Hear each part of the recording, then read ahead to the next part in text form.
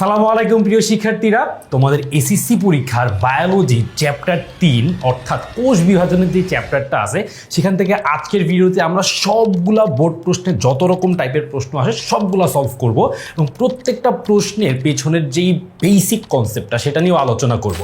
So আমরা একদম basic থেকে শুরু করে প্রত্যেকটা টাইপের যে প্রশ্ন বোর্ড পরীক্ষাতে আসে সবগুলার সমাধান একটা ভিডিওতে করব এবং তুমি যদি পুরো ভিডিওটা দেখে ফেলো তাহলে তোমার অধ্যায় 3 কোষ বিভাজনে আর কোনো প্রবলেম এসএসসি পরীক্ষার জন্য ইনশাআল্লাহ থাকবে না। সো আমি তোমাদের জন্য মূলত অধ্যায় 3 কোষ বিভাজনের যে বেসিক কনসেপ্টগুলো পরীক্ষাতে বারবার লাগবে সেগুলো তোমাদেরকে দেখাবো এবং কোন টপিক থেকে কেমন প্রশ্ন আসে এবং কতবার আসলে সেই প্রশ্নগুলো আসছে সেগুলোর একটা কিন্তু অ্যানালাইসিস এই ভিডিওতে তোমাদের জন্য পুরাপুরি রেডি থাকবে। সো চলো আর দেরি না করি আমরা একটু সামনের দিকে দেখবো যে আমাদের এই অধ্যায় 3 কোষ বিভাজনের কোন কোন টপিকগুলো আছে এবং কোন কোন টপিকগুলো আসলে পরীক্ষাতে কেমনভাবে আসে এবং কতবার করে আসছে। সো প্রথমে আমরা যে জিনিসটা করব সেটা হচ্ছে এই চ্যাপ্টারের যে টপিক লিস্টটা আছে সেটা একটু দেখে ফেলবো। তুমি যদি অধ্যায় 3 কোষ বিভাজনের টপিকগুলো দেখো, কোষ বিভাজন সম্পর্কে প্রথমে কিছু ধারণা দেওয়া আছে, তারপরে বিভিন্ন কোষ বিভাজনের ধরন সম্পর্কে বলা আছে। যেমন প্রথমে আমরা অ্যামাইটোসিস একটা কোষ বিভাজন দেখব, তারপরে মাইটোসিস, তারপরে হচ্ছে মিওসিস। মূলত এই 3টা কোষ বিভাজন সম্পর্কে এখানে মূলত বলা আছে। তো আমাদের পরীক্ষাতে আমরা যদি একটু দেখি বা টপিকগুলো যদি একটু অ্যানালাইসিস করি, যে জিনিসটা আমরা দেখতে পারবো যে মাইটোসিস কোষ বিভাজন, তোমরা এখান থেকে যে স্টার মার্কগুলো দেখে বুঝতে পারতেছো যে মাইটোসিস যে কোষ বিভাজন, সেই মাইটোসিস কোষ বিভাজনটা কিন্তু সবচেয়ে বেশিবার পরীক্ষায় আসছে এবং সেটার জন্য আমরা এটাকে একটা 5 স্টার টপিক দিয়ে রাখছি। হ্যাঁ, আর মাইটোসিস কোষ বিভাজনের মোটামুটি প্রত্যেকটা ধাপ এবং সেই ধাপগুলোর সঙ্গে সঙ্গে তোমার একদম শেষ পর্যন্ত যে গুরুত্বগুলো আছে সবগুলোই কিন্তু আমাদের এই জায়গাতে লাগবে এবং এটা পরীক্ষাতে সবচেয়ে বেশিবার আসছে। কতবার আসছে সেটার অ্যানালাইসিস আমি একটু পরে তোমাদেরকে বলে দিচ্ছি। তারপরে যদি আমরা একটু টপিক লিস্টে দেখি, সেটা হচ্ছে তোমার মিওসিস। মিওসিসের যে ধাপটা, সেই ধাপগুলো খুব কম আসে, বাট মিওসিসের গুরুত্বটা এইটা হচ্ছে পরীক্ষাতে সবচেয়ে বেশিবার আসছে। তাইলে আমাদেরকে এখান থেকে মিওসিসের গুরুত্বতে ফোকাস দিতে হবে রেদার দেন মিওসিসের ধাপে। আর মাইটোসিসের ধাপগুলো যেমন গুরুত্বপূর্ণ, মানে পর্যায়গুলো যেমন গুরুত্বপূর্ণ, ঠিক একই সাথে মাইটোসিস কোষ বিভাজনের যে গুরুত্বটা সেটাও কিন্তু পরীক্ষাতে অনেক বার আসছে। তার মানে আমাদের জন্য মাইটোসিস কোষ বিভাজন গুরুত্বপূর্ণ, তার পর্যায়গুলো গুরুত্বপূর্ণ এবং তার পাশাপাশি মিওসিস কোষ বিভাজন এবং তার যে গুরুত্ব এইটাও কিন্তু খুব বেশি ইম্পর্টেন্ট। সো কেমন বা কতবার করে আসলে আমরা এই প্রশ্নগুলো বোর্ড পরীক্ষাতে আসতে দেখছি। আমরা যদি একটু মাইটোসিস কোষ বিভাজনের অ্যানালাইসিসটা বলি, মাইটোসিস কোষ বিভাজনের যে পর্যায়গুলা সেগুলো প্রায় প্রতি বছরই, মানে যতবার অধ্যায় 3 ছিল ততবারই মোটামুটি এখান থেকে একটা না একটা আসছে। আমি একটু জাস্ট তোমাদেরকে অ্যানালাইসিসটা বলে দিই। প্রথম কথা হচ্ছে মাইটোসিস কোষ বিভাজনের জন্যে আমি পুরো প্রশ্নের গত মোটামুটি 7 বছর অ্যানালাইসিস করলাম। এই 7 বছর অ্যানালাইসিস করে আমি যে জিনিসটা দেখতে পাইছি সেটা হচ্ছে গত 7 বছরে আমাদের 2021 থেকে 23 পর্যন্ত চ্যাপ্টার 3টা ছিল না। 2021 থেকে 2023 পর্যন্ত চ্যাপ্টারটা ছিল না। তাইলে আমরা 2024-এ ছিল, 2020-এ ছিল, 2019-এও ছিল। এই যে প্রত্যেকটা বছরের কথা আমি বললাম, 2024, 2020 এবং 2019, এই প্রত্যেকটা বছরেই অধ্যায় 3 থেকে প্রশ্ন আসছে। তার মানে অধ্যায় 3 যদি সিলেবাসে থাকে এইটা থেকে প্রশ্ন আসবেই। হ্যাঁ, মানে প্রশ্ন আসাটা মোটামুটি মাস্ট। তাইলে 2024, 2020, 2019-এর যে বোর্ড প্রশ্নের অ্যানালাইসিস সেটা বলে যে এই 3 বছরে মোটামুটি 15 বারেরও বেশি এই মাইটোসিস এর পর্যায়গুলো থেকে প্রশ্ন আসছে। তার মানে মাইটোসিসের পর্যায়ে one of the most important একটা টপিক। তারপরে ধরো হচ্ছে গুরুত্বের কথাতে এবার আমরা চলে আসি। মূলত গ নাম্বারের যে প্রশ্ন সেইটাতে হচ্ছে পর্যায়গুলো নিয়ে প্রশ্ন আসে, আর ঘ নাম্বারের যে প্রশ্ন সেগুলোতে হচ্ছে গুরুত্ব নিয়ে প্রশ্ন আসে। তাইলে আমরা যদি গুরুত্বের কথা বলি সেটা মাইটোসিস কিংবা মিওসিস, এটার মধ্যে মাইটোসিসের গুরুত্বটা বেশি আসে মিওসিসের গুরুত্বটাও আসে, বলা যায় দুইটা সমান রেশিওতেই আসে। তার মানে গ নাম্বার প্রশ্নের জন্য মোস্ট ইম্পর্টেন্ট পার্ট হচ্ছে মাইটোসিসের পর্যায়সমূহ, এবং ঘ নাম্বারের জন্য মোস্ট ইম্পর্টেন্ট পার্ট হচ্ছে আমাদের মাইটোসিসের গুরুত্ব এবং মিওসিসের গুরুত্ব। দুইটারই বলা যায় মোটামুটি রেশিও সমান।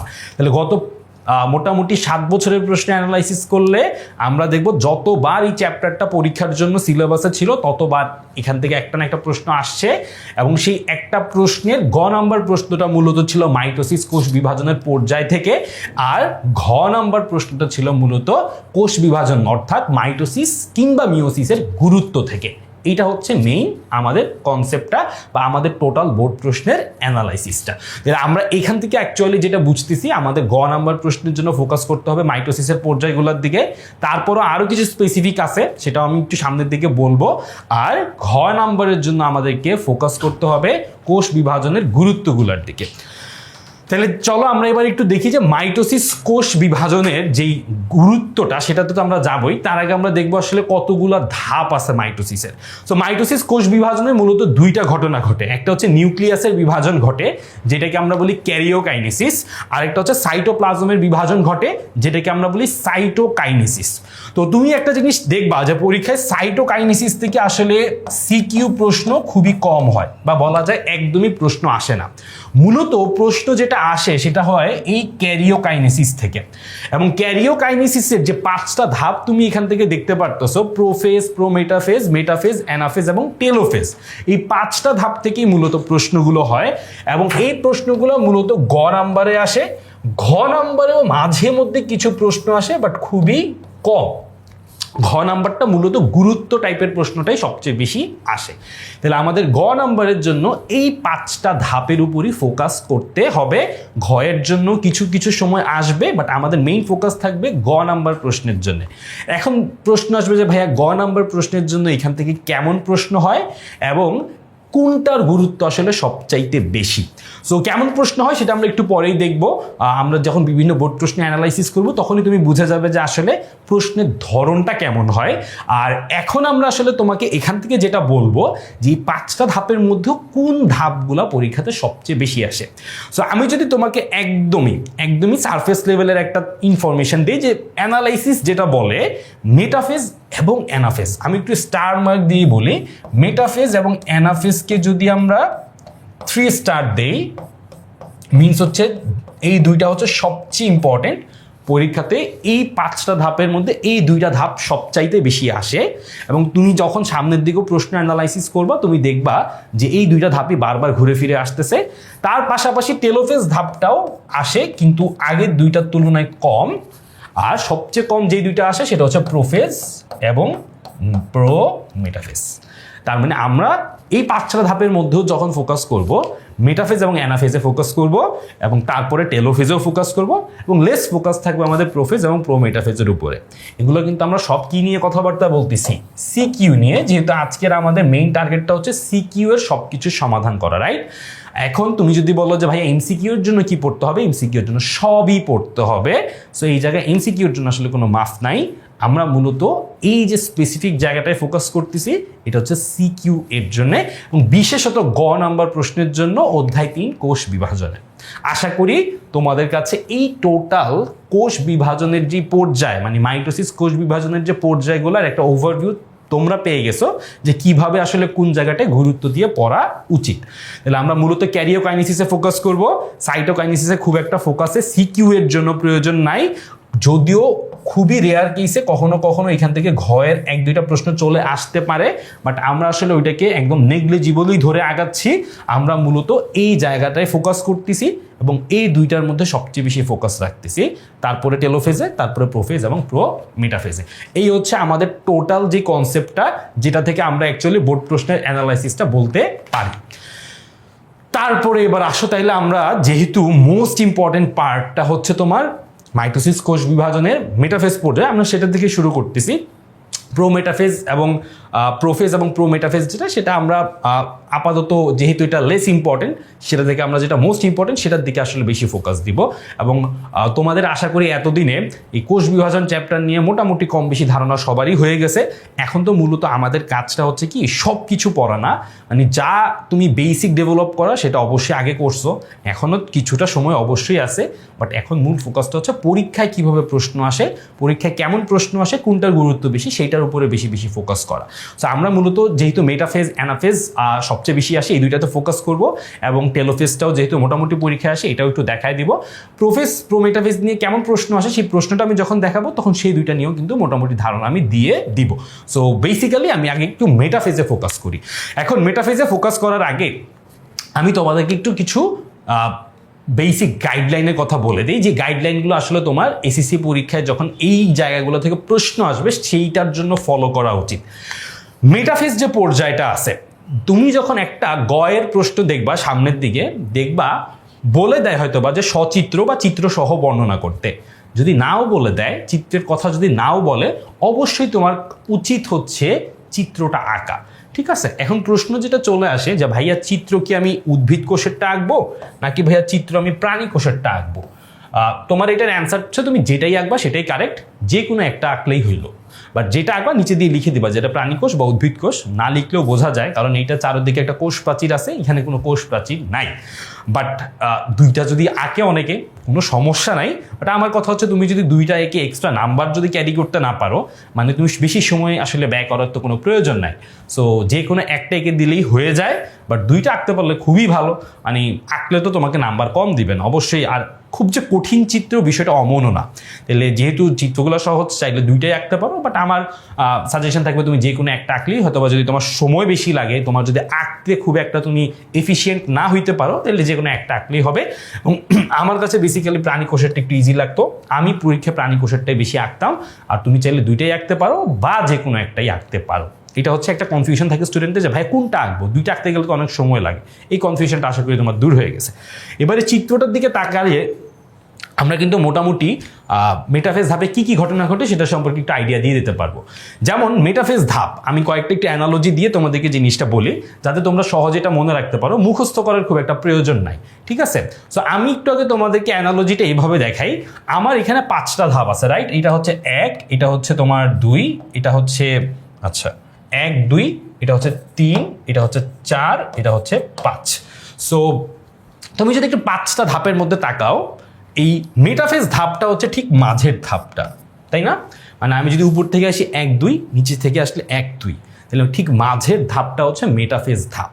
সো মেটাফেজ যেহেতু মাঝের ধাপ, আমরা এই জিনিসটাকে এইভাবে মনে রাখতে পারি যে ক্রোমোজোমগুলো স্পিন্ডল যন্ত্রের ঠিক মাঝ বরাবর থাকে। ঠিক আছে, ক্রোমোজোমগুলো স্পিন্ডল যন্ত্রের ঠিক মাঝ বরাবর থাকে। সো ক্রোমোজোম স্পিন্ডল যন্ত্রের বিষুবীয় অঞ্চল মিনস হচ্ছে ওই দুইটা মেরুর মাঝখানে। সো বিষুবীয় অঞ্চলটা হচ্ছে আসলে দুইটা মেরুর মাঝখানের অঞ্চলটাকে অ্যাকচুয়ালি বলে বিষুবীয় অঞ্চল। সো দেখো এখান থেকে যে ঠিক মাঝ বরাবর কিন্তু ক্রোমোজোমগুলো অবস্থান করতেছে। ঠিক আছে, তার মানে ক্রোমোজোমগুলো মেটাফেজ পর্যায়ে যেহেতু মাঝের পর্যায়টা এই মাঝ বরাবর থাকবে, যেই অঞ্চলটাকে আমরা বলি বিষুবীয় অঞ্চল। ক্লিয়ার এই জিনিসটা সবার কাছে? আচ্ছা, এবার আরেকটা কথা আছে, ক্রোমোজোমগুলো বিষুবীয় অঞ্চলে থাকবে, বাট এখানে আরো স্পেসিফিক কিছু কথা আছে। আমরা ক্রোমোজোমের যখন বলি, ক্রোমোজোমটা যদি আমরা এইভাবে দেখাই, এটার মাঝে একটা সেন্ট্রোমিয়ার থাকে, তাই না? এটার মাঝে কি থাকে? একটা সেন্ট্রোমিয়ার থাকে। সো মূলত বিষুবীয় অঞ্চলে থাকে হচ্ছে এই সেন্ট্রোমিয়ারটা, এবং বাহু দুইটা থাকে হচ্ছে মেরুমুখী হয়ে। ঠিক আছে, এইটার মানেটা কি? দেখো ক্রোমোজোম দুইটা ঠিক মাঝ বরাবরই আছে, কিন্তু যেই ক্রোমোজোমের সেন্ট্রোমিয়ারটা ঠিক মাঝ বরাবর আছে, বাট বাহুগুলা ধরো এই পাশের বাহুটা এই মেরুর দিকে, এই পাশের বাহুগুলা এই মেরুর দিকে, এই পাশের বাহুটা এই মেরুর দিকে, এই পাশের বাহুটা এই মেরুর দিকে। তার মানে বাহুগুলা থাকতেছে মেরুমুখী হয়ে, সেন্ট্রোমিয়ারটা থাকতেছে ঠিক মাঝ বরাবর বিষুবীয় অঞ্চলে। সো প্রথম কথাটা হচ্ছে ক্রোমোজোমগুলা মাঝ বরাবর থাকবে যেহেতু মেটাফেজটা মাঝের পর্যায়ে, এবং সেইটার মধ্যে বিশেষত সেন্ট্রোমিয়ারটা বিষুবীয় অঞ্চলে থাকবে, বাহু দুইটা মেরুমুখী হয়ে ছড়ায় থাকবে। এইটা হচ্ছে আমাদের প্রথম দুইটা কনসেপ্ট, যে দুইটা আমরা অ্যাকচুয়ালি চিত্র দেখে হোক কিংবা আমি তোমাকে যে অ্যানালজিটার কথা বললাম যে মেটাফেজ মাঝের পর্যায়ে, সো ক্রোমোজোমগুলো মাঝে থাকবে, সেটা দিয়ে কিন্তু মনে রাখতে পারো। আচ্ছা, তারপরে আমরা আরেকটা জিনিস দেখতে পারি, সেটা হচ্ছে যে ক্রোমোজোমগুলা সবচেয়ে বেশি মোটা হয় এবং খাটো হয় কোন ধাপে? মেটাফেজ ধাপে। এইটা আমরা আসলে কিভাবে মনে রাখতে পারি? তুমি যদি মেটাফেজ নামটাকে মেটা না বলে আমি যদি এটাকে মোটাফেজ বলে মনে রাখি, হ্যাঁ, জাস্ট ফর মানে মনে রাখার পারপাসে, এইটা এমন না যে তোমার অন্য কোনো কিছুর জন্যে, মেটাফেজ না বলে আমরা একটু মোটাফেজ বলে মনে রাখবো, ঠিক আছে? এটাতে আবার অফেন্ডেড হওয়ার কিছু নাই যে ভাইয়া মোটা মানে কাকে বললো, ভাই ক্রোমোজোমের বডি শেমিং করছে কি। যাই হোক, আমরা ক্রোমোজোমটাকে যেহেতু বলতেছি যে ক্রোমোজোমটা সবচেয়ে মোটা এবং খাটো, সো আমরা মেটাফেজ না বলে জিনিসটাকে একটু মোটাফেজ বলে মনে রাখবো, জাস্ট মনে রাখার খাতিরে আমরা এই জিনিসটা এভাবে মনে রাখবো। সো মোটাফেজ বলার কারণটা হচ্ছে এখানে ক্রোমোজোমটা সবচেয়ে বেশি মোটা হবে এবং সবচেয়ে বেশি খাটো হবে। তার মানে আমরা জানি যে যখন প্রোফেজ ধাপ থেকে পানি বিয়োজনটা শুরু হয়, তারপর ধীরে ধীরে ক্রোমোজোমের ক্রোমাটিন জালিকাটা যেটা, সেটা ধীরে ধীরে একটু বড় হইতে মানে মোটা হইতে হইতে সবচেয়ে বেশি মোটা হয়ে এসে তোমার এই মেটাফেজ ধাপটাতে, এই জন্য আমরা এটাকে মোটাফেজ বলে মনে রাখবো। তাহলে মাঝের পর্যায়ে ক্রোমোজোমগুলো মাঝে থাকবে, আর যেহেতু এখানে ক্রোমোজোমটা সবচেয়ে মোটা এবং খাটো হয়, এটাকে আমরা মোটাফেজ বলে মনে রাখতে পারি।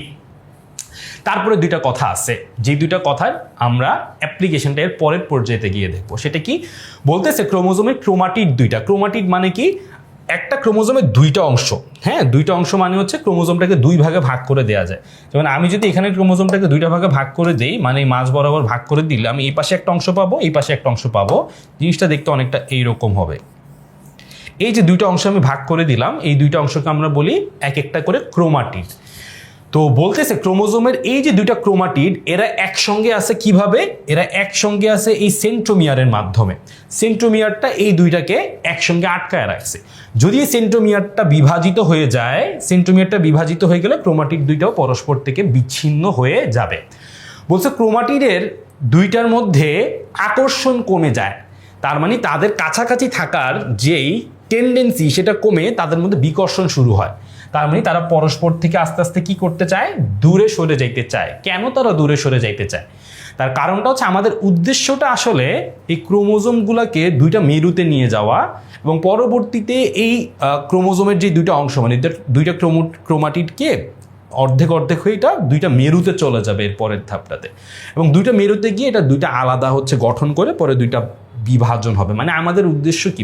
মাইটোসিস, কোষ বিভাজনের জন্য একটা কোষ থেকে আমরা বিভাজনের মাধ্যমে দুইটা কোষ তৈরি করব।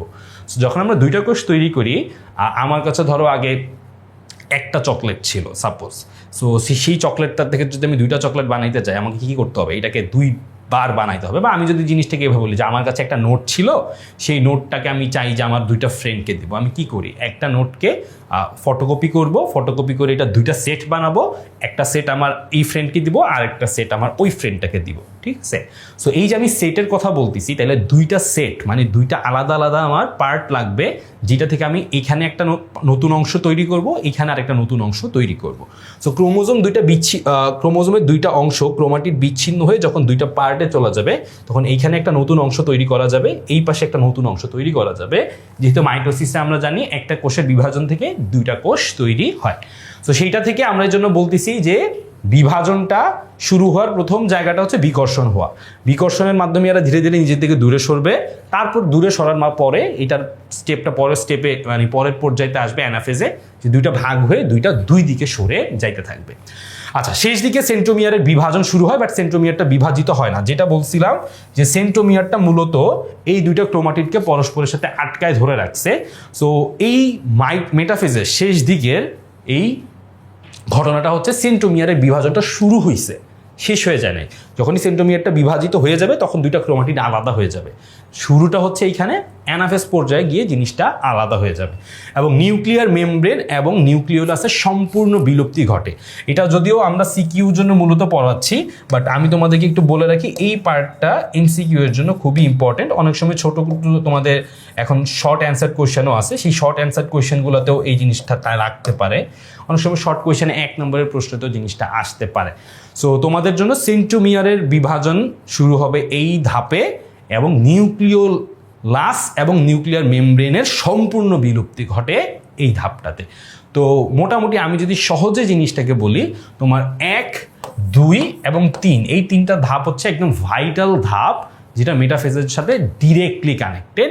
এর পরের 2টাও কানেক্টেড, বাট এগুলো হচ্ছে নেক্সট স্টেপের জাস্ট শুরুটা, ইনিশিয়াল ঘটনাগুলো। তাইলে মেটাফেজ পর্যায়ের এই যে ঘটনাগুলো, আশা করি তুমি যদি জাস্ট অ্যানালজিগুলো বুঝতে পারো, চিত্রটার সাথে একটু রিলেট করতে পারো, উদ্দেশ্যটা বুঝতে পারো যে কেন আসলে বিকর্ষণ শুরু হয়। তার কারণ 2টা ক্রোমাটিড বিচ্ছিন্ন হয়ে পরস্পর থেকে যদি 2 পাশে না যায়, তাহলে তো 2টা নতুন সেট তৈরি হচ্ছে না, তাই না? আমার একটা ফটোকপি, মানে একটা নোটের ফটোকপির জন্য আমাকে এমনভাবে ফটোকপি করতে হবে যে আমার 2টা ফ্রেন্ড যাতে সেম নোটটা পায়, জন্য আমরা ফটোকপি করি। ঠিক একইভাবে ওই মাইটোসিস কোষ বিভাজনের ঘটনাটাও সেম, ক্রোমোজোমগুলো সেমভাবে যে এই তোমার হচ্ছে কোষেও আসে, মানে নতুন তো 2টা কোষ, তাই না? একটা কোষ থেকে নতুন তৈরি হবে 2টা কোষ। যদি এইটাতেও 2n হয়, এইটাতেও 2n আসতে হবে, এইটাতেও 2n আসতে হবে, মানে সেম জিনিস প্রত্যেকটাতেই আসতে হবে। এই ঘটনাটাই হচ্ছে অ্যাকচুয়ালি ফটোকপির মতো আমরা চিন্তা করতে পারি। তো এই হচ্ছে মোটামুটি মেটাফেজের বেসিক কনসেপ্ট, এবং তার থেকে আমাদের এই চিত্রটা কিভাবে কাজে লাগতে পারে সেটার একটা জাস্ট বেসিক ধারণা। তারপরে আমরা চলে যাব হচ্ছে মেটাফেজের পরে অ্যানাফেজ ধাপটাতে। তো আমরা যে কাজটা এর আগে দেখছিলাম যে আমাদের সেন্ট্রোমিয়ারের বিভাজনটা জাস্ট শুরু হচ্ছে, তাই না? সেন্ট্রোমিয়ারের বিভাজনটা জাস্ট শুরু হচ্ছে। এই সেন্ট্রোমিয়ারের বিভাজনটা শুরু হয়ে সেন্ট্রোমিয়ারটা বিভক্ত হয়ে 2টা ক্রোমাটিড আলাদা হয়ে যাবে। এই ঘটনাটা ঘটবে আসলে এই অ্যানাফেজে। তাহলে ঘটনাটা কি দাঁড়াইলো? ঘটনাটা দাঁড়াইলো যে আমার এখানে একটা ক্রোমোজোম আছে, যে ক্রোমোজোমের মাঝ বরাবর একটা সেন্ট্রোমিয়ার আছে, যে সেন্ট্রোমিয়ারটা এই 2টা ক্রোমাটিডকে ধরে রাখছে, এবং তারপরে এখানের বিভাজনটা শুরু হইল মেটাফেজ ধাপে, এবং বিভাজন শেষে আমরা অ্যাকচুয়ালি 2টা ক্রোমাটিডকে বিচ্ছিন্ন অবস্থায় পাচ্ছি, এবং এখানে সেন্ট্রোমিয়ারের বিভাজনটাও হয়ে গেছে। যেই ছবিটা আমরা একটু এখান থেকে দেখলেই পাবো যে দেখো সেন্ট্রোমিয়ারগুলো বিভাজিত হয়ে এই যে দেখো ক্রোমাটিডগুলা 2টা 2 দিকে যাওয়া শুরু করছে। সো এটা হচ্ছে অ্যানাফেজের একদম বেসিক কনসেপ্ট, যেটা দিয়ে আমরা বলবো যে ক্রোমাটিড 2টা বিচ্ছিন্ন হয়ে পরস্পর থেকে তারা 2টা বিপরীত মেরুর দিকে চলে যাবে। এটা প্রথমেই আমরা কি বুঝতেছি? প্রথমেই বুঝতেছি সেন্ট্রোমিয়ার 2টা বিভক্ত হয়ে যাচ্ছে, এবং সেন্ট্রোমিয়ার বিভক্ত হওয়ার কারণেই ক্রোমোজোমের 2টা ক্রোমাটিড পরস্পর থেকে আলাদা হয়ে যাচ্ছে। আচ্ছা, এই যে আমি 2টা ক্রোমাটিডকে আলাদা করলাম, এইগুলাকে আমরা বলতেছি অপত্য ক্রোমোজোম। কি বলতেছি? অপত্য ক্রোমোজোম। এই অপত্য ক্রোমোজোমগুলা এই মানে এই ক্রোমাটিড 2টাকে একসাথে আমি কি বলতেছি? অপত্য ক্রোমোজোম। এই অপত্য ক্রোমোজোমের অর্ধেক, মানে এই একটা এই দিকে চলে যাবে, আরেকটা তার বিপরীত দিকে চলে যাবে। তাহলে একটা এই মেরুর দিকে যাবে, আরেকটা তার বিপরীত মেরুর দিকে যাবে। যেমন আমরা ছবিটা দেখি, তাহলে এই জিনিসটা আরো ক্লিয়ার হয়ে যাব। এই যে দেখো, একটা যাচ্ছে এই দিকে, আরেকটা যাচ্ছে এই দিকে। সো 2টা বিপরীত মেরুর দিকে চলে যাচ্ছে, এবং দেখো এই যে ক্রোমাটিড এইটা, এই যে ক্রোমাটিড এইটা, এবং এই 2টা বিপরীত মেরুর দিকে যাচ্ছে। এটার কিন্তু একটা কনসেপ্ট আমরা বলছি, কেন যাচ্ছে? 2টার মধ্যে বিকর্ষণ বাড়তেছে। কি বাড়তেছে? বিকর্ষণ বাড়তেছে। সো যখন বিকর্ষণ হয় তখন তারা পরস্পর থেকে কি হয়? দূরে সরে যায়। সো এই জন্য তারা পরস্পর থেকে দূরে সরে 2জন 2 মেরুর দিকে যাত্রা শুরু করছে, এবং আমরা পরবর্তীতে দেখব এই পাশটা আলাদা হয়ে যাবে, এই পাশটা আলাদা হয়ে যাবে। মাঝ বরাবর এখানে কি হবে? মাঝ বরাবর এখানে একটা কোষ প্লেট তৈরি হয়ে এই 2টা পরস্পর থেকে বিচ্ছিন্ন হয়ে 2 পাশে 2টা নতুন কোষ তৈরি হবে। সো এইটা হচ্ছে মূল ঘটনা, যার কারণে এদেরকে বিচ্ছিন্ন করে পরস্পরকে আমরা 2 দিকে পাঠায় দেওয়ার জন্য চেষ্টা করতেছি। আচ্ছা, তাহলে আমরা তারপরে এখান থেকে চলে আসি মেরুবুমুখী চলনে। সেন্ট্রোমিয়ারটা অগ্রগামী থাকে, বাহুদ্বয় অনুগামী থাকে। এই জিনিসটা একটু ভালো করে খেয়াল করবা। আমরা যখন ক্রোমোজোমটা আঁকতেছি, আমরা ক্রোমোজোমটার দেখবা ওখানে যেভাবে আঁকছে সেটা আমি একটু দেখাই তোমাদেরকে। এইভাবে আঁকছে, মানে এই ক্রোমোজোমটা এই দিকে, আর এই ক্রোমোজোমের অংশটা, অপত্য ক্রোমোজোমের অংশটা এইদিকে। মানে ক্রোমাটিডগুলা যখন আগায় তখন তাদের সেন্ট্রোমিয়ারটা দেখো সামনের দিকে, সেন্ট্রোমিয়ারটা সামনের দিকে, আর বাহুগুলা হচ্ছে তোমার পেছনের দিকে। সেন্ট্রোমিয়ারটা সামনের দিকে, বাহুগুলা পেছনের দিকে, মানে সেন্ট্রোমিয়ারটা আগে আগে চলে আর বাহুগুলো তার পরে আসে বা পেছনের দিকে থাকে। এই জন্যই বলে সেন্ট্রোমিয়ারটা হচ্ছে অগ্রগামী আর ওকে, সো সেন্ট্রোমিয়ারটা হয় অগ্রগামী আর হচ্ছে তোমার বাহুগুলো হবে অনুগামী। তো এইটাই হচ্ছে বেসিক কনসেপ্ট, যেটা হচ্ছে অ্যানাফেজের জন্য আমাদের কাজে লাগবে। সো অ্যানাফেজের অ্যাকচুয়ালি বেসিক কনসেপ্ট এই তিনটাই সবচেয়ে বেশি তোমার এখান থেকে প্রয়োজন পড়বে, বা চিত্রর সাথে ডিরেক্টলি কানেক্টেড যদি তুমি চিন্তা করো তাহলে এইটা হচ্ছে সবচেয়ে বেশি, এই তিনটা পয়েন্টই চিত্র থেকে ঠিক দেখেই বলে দেওয়া যায়। আমি চিত্রের দিকে একটু তাকাই, চিত্রতে হচ্ছে ক্রোমোজোমগুলা দেখো দুই ভাগ হয়ে, মানে দুইটা ক্রোমাটিড আলাদা হয়ে গেছে, আলাদা হয়ে এই ক্রোমোজোমটা সামনের দিকে যাচ্ছে, এই ক্রোমোজোমটা হচ্ছে এই মেরুর দিকে চলে যাচ্ছে, আর এই ক্রোমোজোম এই মেরুর দিকে, সেন্ট্রোমিয়ারটা আগে যাচ্ছে, বাহুদ্বয় পরে, সেন্ট্রোমিয়ারটা আগে, বাহুদ্বয় পরে, সেন্ট্রোমিয়ার অগ্রগামী, বাহুদ্বয় অনুগামী। এই একটা চিত্র থেকে মোটামুটি কিন্তু তুমি অ্যানাফেজ সম্পর্কে তোমার আইডিয়াটা খুব ক্লিয়ারলি বলে দিতে পারবা। আচ্ছা, আরেকটা বিষয় হচ্ছে এখানেও সেম কথা, প্রাণীকোষ, উদ্ভিদ কোষ, তুমি যেটাই আঁকো কোনো সমস্যা নাই, বাট চিত্রগুলার বেসিকটাও তোমাকে এজন্য মাথায় রাখতে হবে। উদ্দীপকে অনেক সময় চিত্রটা দিয়ে দেয়, দিয়ে তোমাকে বিভিন্ন পর্যায় সংক্রান্ত প্রশ্ন করে। তো তুমি যদি এই চিত্রটা না জানো তো সেই ক্ষেত্রে কিন্তু তোমার উদ্দীপকের পর্যায়গুলো চিনতে সমস্যা হবে। সো চেষ্টা করবা যেই চিত্রগুলো আছে প্রত্যেকটা দেখে রাখার জন্য, এই কারণে যাতে করে উদ্দীপকে যেই চিত্রটাই দেখ সেটা যাতে তুমি চিনতে পারো। All good. আচ্ছা, এইবার অ্যানাফেজ নিয়ে খুব ইম্পর্টেন্ট একটা কথা আছে। অ্যানাফেজ দিয়ে ইম্পর্টেন্ট কথাটা হচ্ছে, অ্যানাফেজে সেন্ট্রোমিয়ারের অবস্থান অনুযায়ী এদের বিভিন্ন নাম আছে। সেন্ট্রোমিয়ারের অবস্থান অনুযায়ী এদের বিভিন্ন আকার হয় এবং সেই আকার অনুযায়ী বিভিন্ন নাম আছে। এই নামটা সবচাইতে বেশি এমসিকিউর জন্য একটা ইম্পর্টেন্ট টপিক, যদি আমাদের ফোকাসটা সিকিউতে, এবং সিকিউতে যেহেতু ফোকাস, তুমি তো এইটা পরীক্ষাতে আসলে এমনিতেই লিখবা, তাই না? তো এটার দিকে একটু তাকাও। আমরা বলি VLJI, জিনিসটাকে জাস্ট এইভাবে আমরা মনে রাখবো, VLJI সিরিয়ালটা হচ্ছে এইটা, এবং তারপরে সিরিয়ালটা হচ্ছে মেটাসেন্ট্রিক, সাবমেটাসেন্ট্রিক, অ্যাক্রোসেন্ট্রিক, টেলোসেন্ট্রিক। এটা তো সিরিয়ালি মনে রাখাটাই আমার কাছে সবচেয়ে ইজি মনে হয়। VLJI, metacentric, submetacentric, acrocentric, telocentric. তো তুমি আগে মেটাসেন্ট্রিক, সাবমেটাসেন্ট্রিক, অ্যাক্রোসেন্ট্রিক, টেলোসেন্ট্রিক এই সিরিয়ালটা মনে রাখবা, আর তারপরে VLJI এভাবে মনে রাখবা, সো দ্যাট তোমার জন্য এই জিনিসটা বুঝতে সুবিধা হয়। সো পরীক্ষাতে মূলত এই জিনিসটা সবচাইতে বেশি এমসিকিউর জন্য আসে, তবে অনেক সময় তোমার উদ্দীপকে এখান থেকে কিছু তথ্য তুলে দিয়েও প্রশ্ন করতে পারে। তো এই জন্য এইটা আমাদেরকে একটু ভালোভাবে মনে রাখতে হবে, এবং এই সিকুয়েন্সটা মনে রাখাটা ভেরি ভেরি ইম্পর্টেন্ট। তাইলে আমরা অ্যানাফেজ পর্যায়ে বেসিকটা এই তিনটা পয়েন্ট থেকে দেখলাম, তারপরে হচ্ছে এমসিকিউ বা উদ্দীপক সংক্রান্ত একটা বিশেষ তথ্য যেটা তোমার মনে রাখা উচিত সেটা এখানে দেখলাম, আর তারপরে ফাইনাল যেটা, সেটা হচ্ছে আমরা এখান থেকে যেটা বলছিলাম যে শেষ দিকে সেন্ট্রোমিয়ারের বিভাজনটা শুরু হয় এবং নিউক্লিয়ার মেমব্রেন এবং নিউক্লিওলাসের সম্পূর্ণ বিলুপ্তি ঘটে। সো এটা হচ্ছে অ্যানাফেজের মূল ধাপের কথাবার্তা। এইখান থেকে আমরা মূলত এই মেটাফেজ এবং অ্যানাফেজটাকে সবচেয়ে ভালোভাবে পড়বো, এবং যখন তুমি পরীক্ষার খাতায় এই জিনিসটা অ্যান্সার করবা, আমার তোমার কাছে একটা রিকোয়েস্ট থাকবে, এই জিনিসগুলোকে না তোমরা একটু গাদায় গাদায় লিখে ফেলো, মানে কোনোটার সাথে কোনোটা বোঝা যায় না। ধরো প্রথম পয়েন্টটা কিন্তু একটা আলাদা পয়েন্ট, সেকেন্ড পয়েন্ট একটা আলাদা পয়েন্ট, সো প্রত্যেকটা পয়েন্ট কিন্তু এখানে আলাদা আলাদাভাবে এক একটা বিশেষ ইনফরমেশন ক্যারি করে। এগুলোকে তোমরা একটু পয়েন্ট আকারে লিখবা এবং ছবি দিয়ে লিখবা, মানে সচিত্র বর্ণনা করবা। তাহলে পয়েন্ট আকারে লিখতে হবে, সচিত্র মানে চিত্র সহ বর্ণনা করতে হবে। চিত্রটা হইতে পারে উদ্ভিদ কোষ বা প্রাণী কোষ, দুইটা আঁকলেও কোনো সমস্যা নাই। এই জিনিসটা তোমার এই প্রশ্নগুলো অ্যান্সার করার জন্য সবচাইতে ইম্পর্টেন্ট, এবং পয়েন্ট কোনোটাই আসলে বাদ দেওয়াটা আমি সমীচীন মনে করি না। তারপরেও তুমি যদি হয় না যে মাঝে মাঝে একটা বা দুইটা পয়েন্ট ভুলে যাই, হয় অনেক সময়, সেই ক্ষেত্রে অন্তত বেসিক যে তিনটা পয়েন্ট, যেমন ধরো এইখানে তিনটা পয়েন্ট, এগুলো কোনোভাবেই যাতে বাদ না পড়ে। আবার মেটাফেজের জন্য আমরা যেটা দেখেছিলাম যে প্রথম তিনটা পয়েন্ট, এই তিনটা পয়েন্ট যাতে কোনোভাবে বাদ না পড়ে, কারণ এই তিনটাই হচ্ছে সবচেয়ে বেশি মেটাফেজের জন্য গুরুত্বপূর্ণ। আমি বলবো প্রত্যেকটা পয়েন্টই তুমি লিখবা, বাট মাঝে মাঝে যদি তোমাকে বলতে হয় যে না ভাইয়া বেশি ফোকাস, অবশ্যই গুরুত্ব কোনটা সবচেয়ে বেশি, এই তিনটার গুরুত্ব সবচেয়ে বেশি। সো এই জিনিসটা একটু মাথায় রাখবা, আর পয়েন্টগুলো সর্বোচ্চ চেষ্টা করবে যাতে কোনোটা তোমার বাদ না পড়ে।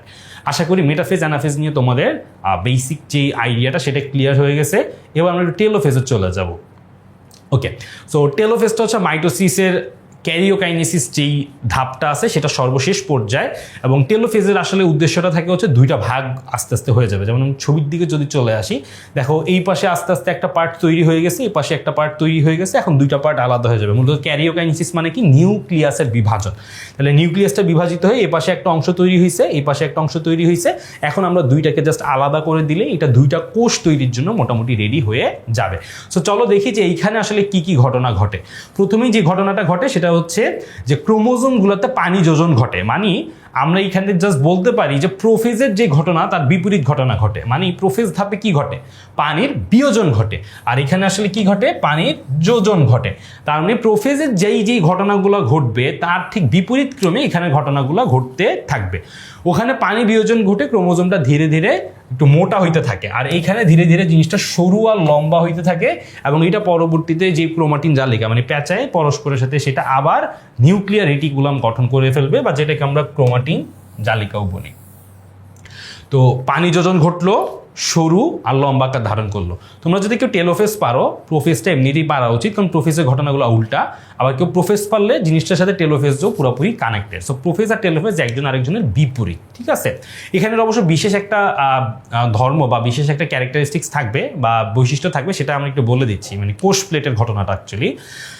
তারপরে নিউক্লিওলাস যেগুলো বিলুপ্ত হয়ে গেছিল, নিউক্লিয়ার রেটিকুলাম যেটা পরবর্তীতে তোমার ওই পানি বিয়োজন ঘটছিল, আর হচ্ছে নিউক্লিয়ার মেমব্রেন যেটা বিলুপ্ত হয়ে গেছিল। আমরা দেখছি নিউক্লিওলাস আর নিউক্লিয়ার মেমব্রেনটা বিলুপ্তি ঘটে, তাই না? সেই বিলুপ্তির পরে সেইটার আবার কি ঘটবে? এখন রিভার্স হয়ে পুনরাবির্ভাব ঘটবে, বা এটা আবার ব্যাক করবে। এবং ফাইনালি যে ঘটনাটা ঘটবে সেটা হচ্ছে দুই মেরুতে দুইটা অপত্য নিউক্লিয়াস তৈরি হবে, যেটা আমাদের মেইন উদ্দেশ্য ছিল টোটাল ক্যারিওকাইনেসিসের। সেটা হচ্ছে যে আমার কোষের যখন বিভাজন হইতে হবে, দুইটা কোষ তৈরি করতে হলে আমার দুইটা নিউক্লিয়াসও লাগবে।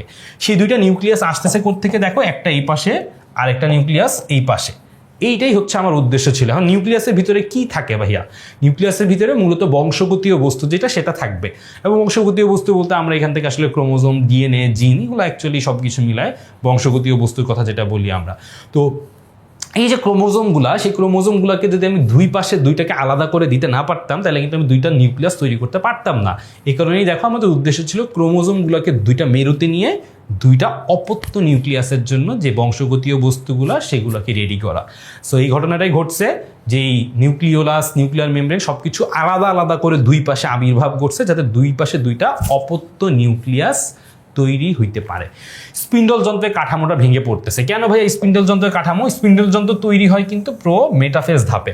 তো স্পিন্ডল যন্ত্রটার তার দরকার নাই। স্পিন্ডল যন্ত্রের দরকারটাই ছিল হচ্ছে ক্রোমোজোমের বিভাজনটাকে যাতে আমি ঠিকভাবে করতে পারি। তাহলে ক্রোমোজোমের বিভাজন বা দুই মেরুতে চলে যাওয়া, সেইখান থেকে বিভাজিত হওয়া, এই কাজগুলো তো আমার শেষ। আমার বিভাজনের কাজ আর নাই। তাহলে আমার স্পিন্ডল যন্ত্রের কাজ যেহেতু নাই, স্পিন্ডল যন্ত্রের কাঠামোটা ভেঙে পড়বে, এবং স্পিন্ডল যন্ত্রের কাঠামো ভেঙে পড়া মানে স্পিন্ডল তন্তুগুলা ধীরে ধীরে অদৃশ্য হয়ে যাবে। এই হচ্ছে মূল কথাবার্তা। মোস্ট ইম্পর্টেন্ট পার্ট যেটা অ্যাকচুয়ালি টেলোফেজে ঘটে সেটা হচ্ছে এই পর্যায়ে শেষ দিকের কোষ প্লেটের গঠন হয়। কোষ প্লেটের গঠন মানে কি ভাইয়া? কোষ প্লেটের গঠনে মূলত এইখান থেকে একটা খাঁজ তৈরি হবে। এই খাঁজটা কন্টিনিউয়াসলি ভিতরের দিকে যাইতে থাকবে, এবং এই খাঁজগুলো ভিতরের দিকে যাইতে যাইতে একসময় বিভাজিত হয়ে এই দুইটা পার্টকে, এটা তো অ্যানাফেজে দেখাইতেছি, এই দুইটা পার্টকে পরবর্তীতে আলাদা করে দিবে। এইটা হচ্ছে আমাদের সেই কোষ প্লেট, যেটা ঠিক মাঝ বরাবর একটা খাঁজ তৈরি হয়ে সেখান থেকে আস্তে আস্তে বিভাজন শুরু হবে। সো এই হচ্ছে আমাদের টেলোফেজ পর্যায়ের বেসিক কথা বা মোস্ট ইম্পর্টেন্ট যে বৈশিষ্ট্য, সেটা হচ্ছে কোষ প্লেটটা টেলোফেজের একটা one of the most important বৈশিষ্ট্য, যেটা হচ্ছে এই অংশটার মাধ্যমে এখান থেকে একটা খাঁজ তৈরি হবে। এই খাঁজটা ধীরে ধীরে ভিতরে এসে জিনিসটা মিলায় দুইটা পার্টকে আলাদা করে দিয়ে আমরা বলবো যে এখানে একটা কোষ প্লেট তৈরি হয়, যে কোষ প্লেট বরাবর মূলত বিভাজনটা হয়ে থাকে। এই হচ্ছে টেলোফেজ পর্যায়ে। এটা মোটামুটি পরীক্ষাতে গ নাম্বার প্রশ্নেও আসে, ঘ নাম্বার প্রশ্নেও আসে, বাট মেটাফেজ আর অ্যানাফেজ সবচেয়ে বেশি গ নাম্বার প্রশ্নে আসে। এটাও আসলে এই চিত্রগুলো আমরা আঁকার চেষ্টা করব। এই চিত্রগুলো উদ্দীপকেও আসে। সো আমাদের জন্য এই দুইটা বিষয় খুব বেশি ইম্পর্টেন্ট। তারপরে মাইটোসিসের পর্যায়সমূহের যেহেতু মোটামুটি কথাবার্তা শেষ, আমরা চলে যাব হচ্ছে মাইটোসিস এর গুরুত্ব, যেটা one of the most important topic. কিসের জন্য বলছি আমরা? ঘ নাম্বার প্রশ্নের জন্য। তাহলে মাইটোসিস কোষ বিভাজন আসলে কি কি ঘটনা ঘটে, যেটা আমাদেরকে একটু মাথায় রাখতে হবে। মাইটোসিস কোষ বিভাজন হয় কোথায়? মাইটোসিস কোষ বিভাজন হয় মূলত দেহকোষে। জনন কোষে হয় মিওসিস, আর দেহকোষে হয় মাইটোসিস। এটা একদম কমন একটা কনসেপ্ট। সো দেহকোষে হওয়াতে কি লাভ হয় বা দেহকোষে হইলে প্রয়োজনটা কোথায়, এটা কি আদৌ প্রয়োজন আছে কিনা বা এটা কাজটা কি? দেহকোষে যখন বিভাজন হবে মাইটোসিস, আমার দেহর যে কোষগুলো দেখো সবগুলো কোষ কিন্তু দেখতে সেম, কোনো কিন্তু এটার মধ্যে একটা সাথে আরেকটা কোনো পার্থক্য বা বৈচিত্র্য কিন্তু এর মধ্যে নাই। তার কারণটা হচ্ছে মাইটোসিস কোষ বিভাজন একই রকমের যে গুণাগুণ সেটা বজায় রাখে এবং জাস্ট বৃদ্ধি করে। তাহলে বৃদ্ধি করার মাধ্যমে সে দৈহিক বৃদ্ধিটাকে এনশিওর করতেছে। তাহলে দৈহিক বৃদ্ধি একটা one of the most important part যেটা মাইটোসিস এর মাধ্যমে হয়ে থাকে। যেমন আমাদের জীবন শুরু হয় কোত্থেকে? আমাদের জীবন শুরু হয় একটা মাত্র কোষ থেকে, যেটাকে আমরা বলি হচ্ছে জাইগোট। এই জাইগোট থেকে আমাদের জীবনটা শুরু হয়ে বিভাজনের মাধ্যমে আস্তে আস্তে আমরা এত বিশাল একটা মানুষ তৈরি হচ্ছি। এই জাইগোটের থেকে যে আমি একটা পূর্ণাঙ্গ জীব তৈরির যে প্রক্রিয়াটা, সেটাই কিন্তু হচ্ছে মাইটোসিস কোষ বিভাজনের মাধ্যমে ঘটে থাকে। আচ্ছা, তারপরে গাছের ক্ষেত্রে আমরা অনেক সময় তোমরা শুনি যে তোমার বার্ডিং যেটাকে আমরা বলি, যে তার দেহের কোনো একটা অংশ থেকে, যেমন আলুর যদি তুমি একটা অংশ যেটাকে আমরা চোখ বলি আলুর, সেটা যদি কেটে মাটিতে লাগায় দাও, সেখান থেকে ধীরে ধীরে একটা নতুন আলু তৈরি হয়। তার মানে তার দেহের একটা অংশ থেকে পরবর্তীতে নতুন আরেকটা অংশ তৈরি হইতে পারতেছে। অথবা আমরা গাছের যে কলম করি, হ্যাঁ, সেটাও কিন্তু একটা অঙ্গজ প্রজনন। সেই অঙ্গজ প্রজননের যে বেসিক ঘটনাটা বা বেসিক যেই প্রসেসটা, সেটাও কিন্তু এই মাইটোসিস প্রক্রিয়ার মাধ্যমেই সাধারণত ঘটে থাকে। সো অঙ্গজ প্রজননের ক্ষেত্রেও মাইটোসিস কোষ বিভাজন একটা খুব বেশি গুরুত্বপূর্ণ ভূমিকা পালন করে। এবং এককোষী অনেকগুলো জীবের ক্ষেত্রেও কিন্তু অযৌন প্রজনন, যেটাকে আমরা বলি অযৌন প্রজনন, মানে যেখানে আলাদা কোনো তোমার হচ্ছে গ্যামেট তৈরি হবে না বা স্পোর তৈরি হবে না, সেই প্রসেসটা হচ্ছে মূলত অযৌন প্রজনন। সেই অযৌন প্রজনন কিন্তু মাইটোসিস। তার মানে আমরা যে প্রজননের কথা বলি, প্রজননের যদি জননকোষ তৈরির প্রক্রিয়া হয় তাইলে সেটাতে মিওসিস ভূমিকা রাখে। বাট যদি সেইটাতে অযৌন বা যৌন কোনো প্রক্রিয়ার মধ্য দিয়ে না হয়, তাইলে কিন্তু সেটাতে অবশ্যই মাইটোসিস একটা মেইন রোল প্লে করে। জননকোষের সংখ্যা বৃদ্ধি, এটা ভেরি ইম্পর্টেন্ট একটা কনসেপ্ট। হ্যাঁ, এটা আমরা অনেকেই কনফিউজড হয়ে যাই। সো এই জিনিসটা আমি একটু বুঝাই দেই। জননকোষ সৃষ্টির যে প্রক্রিয়াটা, হ্যাঁ, জননকোষ সৃষ্টির যে প্রক্রিয়া, সেই সৃষ্টির প্রক্রিয়াতে হচ্ছে মূলত ভূমিকা রাখে হচ্ছে মিওসিস। তাহলে জননকোষ সৃষ্টি, এইটাতে মূলত ভূমিকা রাখে হচ্ছে মিওসিস। এইটাতে ভূমিকা রাখে মিওসিস। বা জননকোষের সংখ্যা বৃদ্ধি, ভেরি ইম্পর্টেন্ট কনসেপ্ট। হ্যাঁ, জননকোষের সংখ্যা বৃদ্ধি, সেটাতে মূলত ভূমিকা রাখে মাইটোসিস। যেমন আমরা জানি মিওসিস কোষ বিভাজনের প্রথম ধাপ যেটা, মানে মিওসিস 1, সেই ধাপটাতে ক্রোমোজোম সংখ্যা অর্ধেক হয়ে যায়। পরের ধাপটাতে মিওসিস 2তে ক্রোমোজোম সংখ্যার সমান থাকে। তাইলে এইভাবে যত বেশি জননকোষ এর সংখ্যা বৃদ্ধি পাইতে থাকবে, যদি তার ক্রোমোজোম সংখ্যা কমতে থাকে তাইলে তো আরেক ঝামেলা। তাইলে প্রথম যেই ধাপটা, সেটাতে ক্রোমোজোম সংখ্যা অর্ধেক হয়ে যায়, এই ধাপটা মিওসিসের মূল কনসেপ্ট। আর তারপরের ধাপগুলো মানে সংখ্যা বৃদ্ধির প্রত্যেকটা ধাপে অ্যাকচুয়ালি মাইটোসিসের কনসেপ্ট, মানে সবগুলোতে গুণাগুণ সমান একই রকম বজায় থাকতেছে, ক্রোমোজোম সংখ্যার কোনো পরিবর্তন হচ্ছে না। ক্ষতস্থান পূরণ, আমার ধরো এই হাতের একটা জায়গায় কেটে গেছে, কেটে যাওয়ার পরে আমার এখানে যেই কোষ, আমরা জানি দেখো মোটামুটি সপ্তাহখানেকের মধ্যে এই ক্ষতস্থানটা পূরণ হয়ে যায়। এখন ধরো আমার আগের যেই ধরো আমার যেই চামড়ার যে রঙটা ছিল, এখন ধরো হঠাৎ করে এই চামড়ার রঙটা বেশি সাদা হয়ে গেল বা চামড়ার রঙটা বেশি কালো হয়ে গেল, তাহলে এই জায়গাটা দেখতে কি বাকি যে কোষগুলো সেগুলো থেকে আলাদা লাগবে। কিন্তু তুমি কি, খুব একটা তো এরকম ঘটনা কমই ঘটে যে ক্ষতস্থান পূরণ হওয়ার পরে এই জায়গাটা দেখতে খুব আলাদা লাগতেছে। ধরো আমার এই জায়গাতে একদম ধরো এই পুরো জায়গাটা সাদা হয়ে গেল, ভেরি রেয়ার কেস। অনেক সময় অনেক জেনেটিক্যাল কারণে হয়, সেগুলো ডিফারেন্ট। বাট সাধারণত কী হয়, ক্ষতস্থানটা পূরণ হইলে একই রকমই থাকে জিনিসটা। এই যে ক্ষতস্থান পূরণ করলো, একই রকমের গুণাগুণ বজায় রাখলো কোষের, এবং ক্ষতস্থানের জায়গাটা ফিল আপ করে দেওয়ার পরেও বোঝাই যাচ্ছে না যে এখানে আগে কোনো ক্ষতস্থান ছিল। এই ঘটনাটাও ঘটে কিন্তু অ্যাকচুয়ালি মাইটোসিস কোষ বিভাজনের মাধ্যমে। সো মাইটোসিস কোষ বিভাজনের গুরুত্বগুলো সব কিছুর ক্ষেত্রেই মোটামুটি তোমার ঘয়ের প্রশ্নতেই সবচেয়ে বেশি আসে, এমসিকিউতেও খুব বেশি আসে। এমসিকিউতে কনফিউজিং জায়গাটা থেকে বেশি প্রশ্ন আসে, বাট ঘয়ের প্রশ্নটাতে খুব ফ্রিকুয়েন্টলি টোটাল টেবিলটা আমি এই কারণেই তৈরি করছি যাতে তোমরা এই জিনিসটা একটু স্ট্রাকচার্ড ওয়েতে মনে রাখতে পারো। টেবিল জিনিসটা তোমাকে সবসময় যে কোনো ইনফরমেশন, অনেক ইনফরমেশন যখন একসাথে এক জায়গায় গাদানো অবস্থায় থাকে, চেষ্টা করবো সেটাকে একটু টেবিল আকারে সাজায় ফেলতে, তোমাকে এটা মনে রাখতে হেল্প করবে, স্ট্রাকচার্ড ওয়েতে জিনিসটাকে মনে রাখা যায়। তারপরে আমরা চলে আসি মাইটোসিসের গুরুত্বের পরের জিনিসটা, যে কোষের পুনঃস্থাপন। মানে হচ্ছে ধরো কোনো একটা কোষ যেটা আয়ুকাল শেষ, সেটা মোটামুটি ধরো মারা গেছে কোষটা, সেখানে নতুন কোষ তৈরির যেই প্রক্রিয়াটা, সেটা মূলত মাইটোসিস কোষ বিভাজনের মাধ্যমে হয়। এবং মোস্ট ইম্পর্টেন্ট কথা হচ্ছে গুণগত স্থিতিশীলতাটা বজায় রাখা। গুণগত স্থিতিশীলতা মানে হচ্ছে একটা মাইটোসিস কোষ বিভাজনে ধরো 2n কোষ যেটা তৈরি হয়েছে, সেই 2n কোষটা 2n থাকতেছে, এটা হচ্ছে ক্রোমোজোম সংখ্যাটা তোমার অপরিবর্তিত থাকতেছে। কিন্তু এই ক্রোমোজোম সংখ্যা অপরিবর্তিতের পাশাপাশি তার আকার, তার আকৃতি সব কিছুই, তার আকার আকৃতি সব কিছুই কিন্তু সে বজায় রাখে। এবং এইটার কারণে আমি একটু আগে যে বললাম ক্ষত স্থান পূরণ হয়েছে কিন্তু জায়গাটার মধ্যে খুব একটা পরিবর্তন হয় নাই, এটাও কিন্তু মাইটোসিস কোষ বিভাজনের একটা very very important feature. Finally যেটা, যদি এই এত কথাবার্তা বললাম, এগুলো কন্ট্রোল যদি নষ্ট হয়ে যায়, নিয়ন্ত্রণ যদি হারায় যায়, যদি এটা অনিয়ন্ত্রিত একটা বিভাজন হওয়া শুরু করে, তখনই আসলে এখান থেকে আমরা যেটা পাবো বা যেই ঘটনাটা ঘটবে সেটা হচ্ছে টিউমার আর ক্যান্সার, যেটাকে বাংলাতে অনেক সময় অর্বুদ বলে।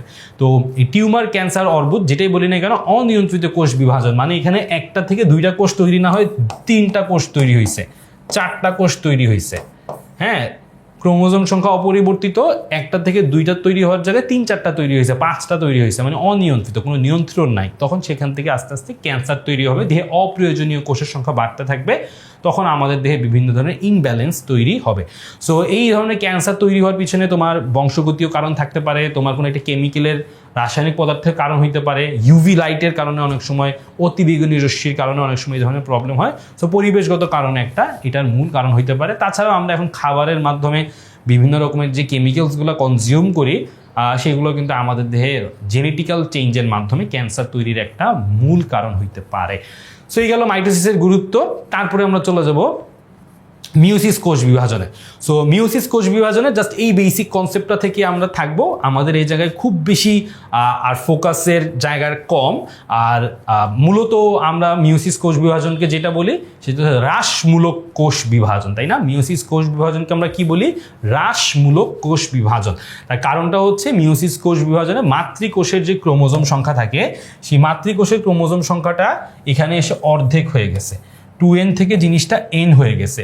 এটা হচ্ছে প্রথম বিভাজনে, এবং পরের বিভাজনটাতে এইটা কিন্তু বজায় থাকতেছে, মানে সেম থাকতেছে। তাহলে আমরা অনেক সময় বলি যে প্রথম বিভাজনটা মিওসিস বিভাজন মানে হ্রাসমূলক বিভাজন, আর দ্বিতীয় বিভাজনটা অ্যাকচুয়ালি মাইটোসিসের অনুরূপ একটা বিভাজন। কিসের অনুরূপ? মাইটোসিস এর অনুরূপ একটা কোষ বিভাজন, কারণ এখানে ক্রোমোজোম সংখ্যার কোনো পরিবর্তন হচ্ছে না। সো এটা হচ্ছে মিওসিস কোষ বিভাজনের 2টা পর্যায়। এই পর্যায় থেকে প্রশ্নটা কম আসে, বা এটা তোমাকে জাস্ট হয়তো একটু বেসিক ধারণা দেওয়ার জন্যে।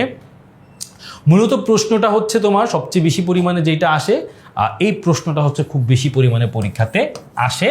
খ নম্বরের প্রশ্নেও আসে, ঘ নম্বরের প্রশ্নেও অনেক সময় এটা দিয়ে বলে। অনেক সময় উদ্দীপকটাও হচ্ছে এই কনসেপ্টের উপর বেস করেও সাজানো হয়। তাহলে মিওসিসকে কেন হ্রাসমূলক কোষ বিভাজন বলা হয়, এইটা যখন তোমাকে পরীক্ষাতে লিখতে বলবে, তুমি যে কাজটা করার চেষ্টা করবা, এই জিনিসটা করার চেষ্টা করবা। হ্যাঁ, মিওসিসকে কেন হ্রাসমূলক কোষ বিভাজন বলা হয়, কারণ হচ্ছে এই পার্টটা। সো পরীক্ষাতে তোমরা যেটা করো লিখে দাও, বা ডায়াগ্রামটা আঁকো না। আমি বলবো মিওসিস কোষ বিভাজন হোক বা মাইটোসিস কোষ বিভাজন হোক, এই সহজ ডায়াগ্রামগুলো তুমি একটু এঁকে দাও। যেমন মাইটোসিসের ডায়াগ্রামটা কি? মাইটোসিসের ডায়াগ্রামটা হচ্ছে এরকম। সো সহজ যে ডায়াগ্রামগুলো, যেগুলো আঁকতে 1 মিনিটেরও কম সময় লাগে, এই ডায়াগ্রামগুলো তোমরা মিস না করে এগুলো একটু এঁকে দিলে তোমার জন্য নাম্বারটা সিকিউর করা আরও ইজি হয়ে যায়। সো কেন এটাকে হ্রাসমূলক কোষ বিভাজন বলা হয়, এই ডায়াগ্রামটা পুরো এঁকে দাও। এঁকে দিয়ে তুমি এই পার্টটা বলো যে প্রথমবার যখন বিভাজন হয় তখন ক্রোমোজোম সংখ্যাটা অর্ধেক হয়ে যায়। এখন কেন অর্ধেক হইতে হয় সেটার আবার একটা ব্যাখ্যা আছে। ব্যাখ্যাটা হচ্ছে এই ডায়াগ্রাম দিয়ে দিবা। আমরা কথাবার্তা বেশি বলি সবসময়, হ্যাঁ। সো কথা শুনতে আমাদের কিন্তু কম ভালো লাগে, আমরা কিন্তু কোনো কিছু দেখতে, ভিজুয়ালাইজ করতে বেশি পছন্দ করি। টিচারের ক্ষেত্রে যদি তুমি খালি লিখে যাও, তখন তোমার টিচার অনেক সময় বিরক্ত হয়ে যায়, কারণ টিচার তো আর একটা খাতা দেখে না, অনেক খাতা দেখে। তো সবাই খালি লিখতেছে, টিচারও পড়ে যাচ্ছে, অনেক সময় টিচারের একটা বিরক্তির কারণ হয়ে যাইতে পারে, মানে মনোটনি চলে আসতে অনেক সময়, মানে জিনিসটা বোর্ড হয়ে যায়। তো তখন তোমার যদি একটু ভিজুয়ালাইজ করা থাকে জিনিসগুলো, টিচারের জন্য বুঝতে সুবিধা, তোমার জন্য এখানে লাভ আছে। জায়গা কনজিউম করে বেশি একটা ডায়াগ্রাম, আর একটা জায়গা হচ্ছে তোমার সময় লাগে কম। তো কেন আসলে আমাদের হ্রাসমূলক বিভাজনের প্রয়োজন, মানে প্রয়োজনটা কোথায়? প্রয়োজনটা হচ্ছে, দেখো আমি যখন পিতা মাতার ক্ষেত্রে চিন্তা করি, ধরো এটা পিতা, তার দেহ ক্রোমোজোম সংখ্যা হচ্ছে 2n, এটা হচ্ছে মাতা, তার দেহ ক্রোমোজোম সংখ্যা 2n। কিন্তু আমি যখন তার যেই পরবর্তী বংশধর, সেটা ছেলে হোক বা মেয়ে হোক, তার দেহে যখন আমি চিন্তা করতেছি, যদি ঘটনাটা এমন ঘটে যে 2n দুইজন যোগ হয়ে গেছে, তাহলে 2n এবং 2n পরস্পর যুক্ত হয়ে গেছে, তাহলে এরা আসলে কি তৈরি করবে? 4n তৈরি করবে। বলতো 2n মানে ক্রোমোজোম সংখ্যা যদি দ্বিগুণ হয়ে যায়, তাহলে পিতামাতার বৈশিষ্ট্য আর যে সন্তানের বৈশিষ্ট্য সেটা কিন্তু আর একই থাকবে না, বৈশিষ্ট্যের আকাশ পাতাল ডিফারেন্স চলে আসবে। এই বৈশিষ্ট্যের আকাশ পাতাল ডিফারেন্সটাকে যদি আমার অমিট করতে হয় বা এইটাকে যদি আমার ঠিক করতে হয়, আমার মিওসিস কোষ বিভাজনে আসতেই হবে। কিভাবে? দেখো, প্রথমে হচ্ছে আমরা এখানে 2nটাকে যখন অর্ধেক করে n বানায় ফেলছি, আচ্ছা এটা ডিম্বাণু যেহেতু, তাহলে এটা অবশ্যই মাতা হবে, আর এটা যেহেতু শুক্রাণু, তাহলে এটা অবশ্যই পিতা হবে। আচ্ছা, তাহলে এইখান থেকে যখন আমার বিভাজিত হয়ে ডিম্বাণু মানে স্ত্রী গ্যামেট তৈরি করছে, ডিম্বাণুটা হচ্ছে স্ত্রী গ্যামেট, স্ত্রী গ্যামেটটা কি হয়ে গেল? ডিপ্লয়েড থেকে হ্যাপ্লয়েড হয়ে গেল। আর শুক্রাণুর ক্ষেত্রে ঘটনাটা সেম, ডিপ্লয়েড থেকে হ্যাপ্লয়েড হয়ে পুং গ্যামেটটা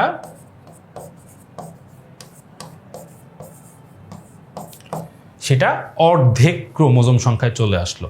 সুবিধাটা কি? যখন এই ডিম্বাণু আর শুক্রাণু মিলিত হয়ে নিষেক প্রক্রিয়ার মাধ্যমে জাইগোট তৈরি করবে, সেই জাইগোটের যে ক্রোমোজোম সংখ্যা, যেটা থেকে পরবর্তীতে নতুন বংশধর তৈরি হবে, সেইটার ক্রোমোজোম সংখ্যা পিতা মাতার ক্রোমোজোম সংখ্যার সমান থাকতেছে, 2n। বাট ডিরেক্ট যদি এই ঘটনাটা ঘটে যেত, এটা 4n হইতো, পরবর্তী বংশধরে 4 + 4 8 হয়ে যেত। এইভাবে জিনিসটা বাড়তে বাড়তে বিশাল রকমের একটা পরিবর্তন চলে আসতো। সো এটাই হচ্ছে বেসিক ঘটনাটা। তো যখন তোমাকে মিওসিস কোষ বিভাজন কি হ্রাসমূলক বিভাজন কিনা এটা নিয়ে প্রশ্ন করবে, চেষ্টা করবো সবসময় এই ডায়াগ্রামটা একটু দেওয়ার জন্য। তো আমরা সবসময় একটু চিত্রর দিকে, ভিজুয়ালাইজেশনের দিকে বায়োলজিতে ফোকাস করি, যাতে আমাদের জন্য জিনিসগুলো আরও বেশি ইজি হয় লিখতে, টিচারের জন্য বুঝতে। সো টিচার ইজিলি বুঝলো, তুমি ইজিলি লিখলা, নাম্বারটা এমনিতেই বেশি চলে আসবে ইনশাআল্লাহ। ওকে, সো মাইটোসিস নিয়ে আরো কথাবার্তা হইলো, মিওসিস নিয়েও কথাবার্তা হইলো। এবার মিওসিসের গুরুত্বটার কারণটা আমরা দেখি যে কি কি তোমার গুরুত্ব হয় আসলে। এখানে একটা পার্ট আছে, সেটা জনন কোষ হবে অ্যাকচুয়ালি। সো আমরা একটু আগে বলছি যে মাইটোসিসের যেই বেসিক কাজটা জনন কোষ রিলেটেড, সেটা হচ্ছে সংখ্যা বৃদ্ধি। বাট জনন কোষের তৈরির যে মূল ঘটনাটা, সেটা কিন্তু মিওসিস কোষ বিভাজনের মাধ্যমে তৈরি হয়। মিনস হ্যাপ্লয়েড যে গ্যামেটগুলো তৈরি হয়, জনন কোষগুলা হ্যাপ্লয়েড গ্যামেট হয় মূলত, এবং এটা মূলত তৈরি হয় কিসের মাধ্যমে? আমরা একটু আগে দেখলাম মিওসিস কোষ বিভাজনের মাধ্যমে। তাইলে পিতা বা মাতার ক্রোমোজোম সংখ্যাটাকে অর্ধেক করে দিয়ে পরবর্তী বংশধরে সেইটার যেই ক্রোমোজোম সংখ্যাটা ধ্রুব রাখা, সেইটা কিন্তু মূলত এই বিভাজনের মাধ্যমে হয়ে থাকে। আচ্ছা, যৌন প্রজনন, যেমন আমরা একটু আগে বলছিলাম যে অঙ্গজ প্রজনন বা অযৌন প্রজননের জন্য মাইটোসিস কোষ বিভাজনটা ভূমিকা রাখে, আর যৌন প্রজননটা মূলত হয় হচ্ছে এই মিওসিস কোষ বিভাজনের মাধ্যমে। কারণ যৌন প্রজননের একটা বেসিক যেই ক্রাইটেরিয়া, সেটা হচ্ছে জনন কোষ লাগবে আমার, সেই জনন কোষটা তৈরি হয় হচ্ছে মিওসিস কোষ বিভাজনের মাধ্যমে। আর মোস্ট ইম্পর্টেন্ট ফিচার যেটা মিওসিসের, সেটা হচ্ছে মিওসিসের মাধ্যমে কিছু বৈচিত্র্য আসে। যেমন দুইটা যমজ ভাই হোক বোন হোক, যমজ ভাই বোনদেরও কিন্তু চেহারা 100% সিমিলার হয় না, কিছু না কিছু পার্থক্য থাকে। পৃথিবীর 700 কোটি বা 800 কোটি মানুষের প্রত্যেকটা মানুষ ডিফারেন্ট। এখন এই প্রত্যেকটা মানুষ ডিফারেন্ট হওয়ার পেছনের রিজনটা কি, প্রসেসের বেসিক জায়গাটা কোথায়, সেটা হচ্ছে মিওসিস কোষ বিভাজন, এবং তার মধ্যে হচ্ছে মূলত crossing over. So crossing over জিনিসটা কি, আমরা একটু অল্প করে জিনিসটা বলে দেই। ক্রসিং ওভার হচ্ছে ধরো এটা একটা পিতার ক্রোমোজোম, হ্যাঁ এটা একটা পিতার ক্রোমোজোম, আর এটা হচ্ছে মাতার ক্রোমোজোম, ঠিক আছে? এটা পিতার ক্রোমোজোম আর এটা মাতার ক্রোমোজোম, দুইটার মাঝখানে যেটা সেন্ট্রোমিয়ার দিয়ে দিই। পিতার ক্রোমোজোমের অংশ মাতার ক্রোমোজোমের সাথে হচ্ছে কি হবে, এক্সচেঞ্জ হবে। হয়ে কি অবস্থা দাঁড়ায় সেটা আমি একটু তোমাদেরকে দেখাই। দুইটা প্রথমে এইভাবে জোরবদ্ধ হবে, হওয়ার পরে এদের মধ্যে দুইটা অংশের বিনিময় ঘটে। আচ্ছা, এটা একটু ঠিক করতে হবে।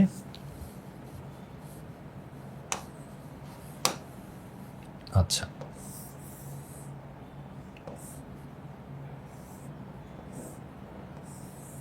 ওকে, তারপরে এখান থেকে মায়ের কিছু অংশ চলে আসবে, আবার মায়ের ক্ষেত্রেও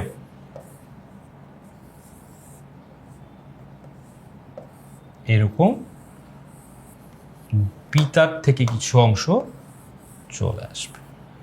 এই যে মা আর বাবার ক্রোমোজোমের মধ্যে এই যে এক্সচেঞ্জটা হয়েছে, দেখো এই যে এক্সচেঞ্জের যে জায়গাগুলা, এগুলাইকে মূলত আমরা বলি হচ্ছে ক্রসিং ওভারের একটা ধারণা। তো ক্রসিং ওভারের মাধ্যমে বংশগতীয় বস্তুর আদান প্রদান হয়, মিক্সচার হয়।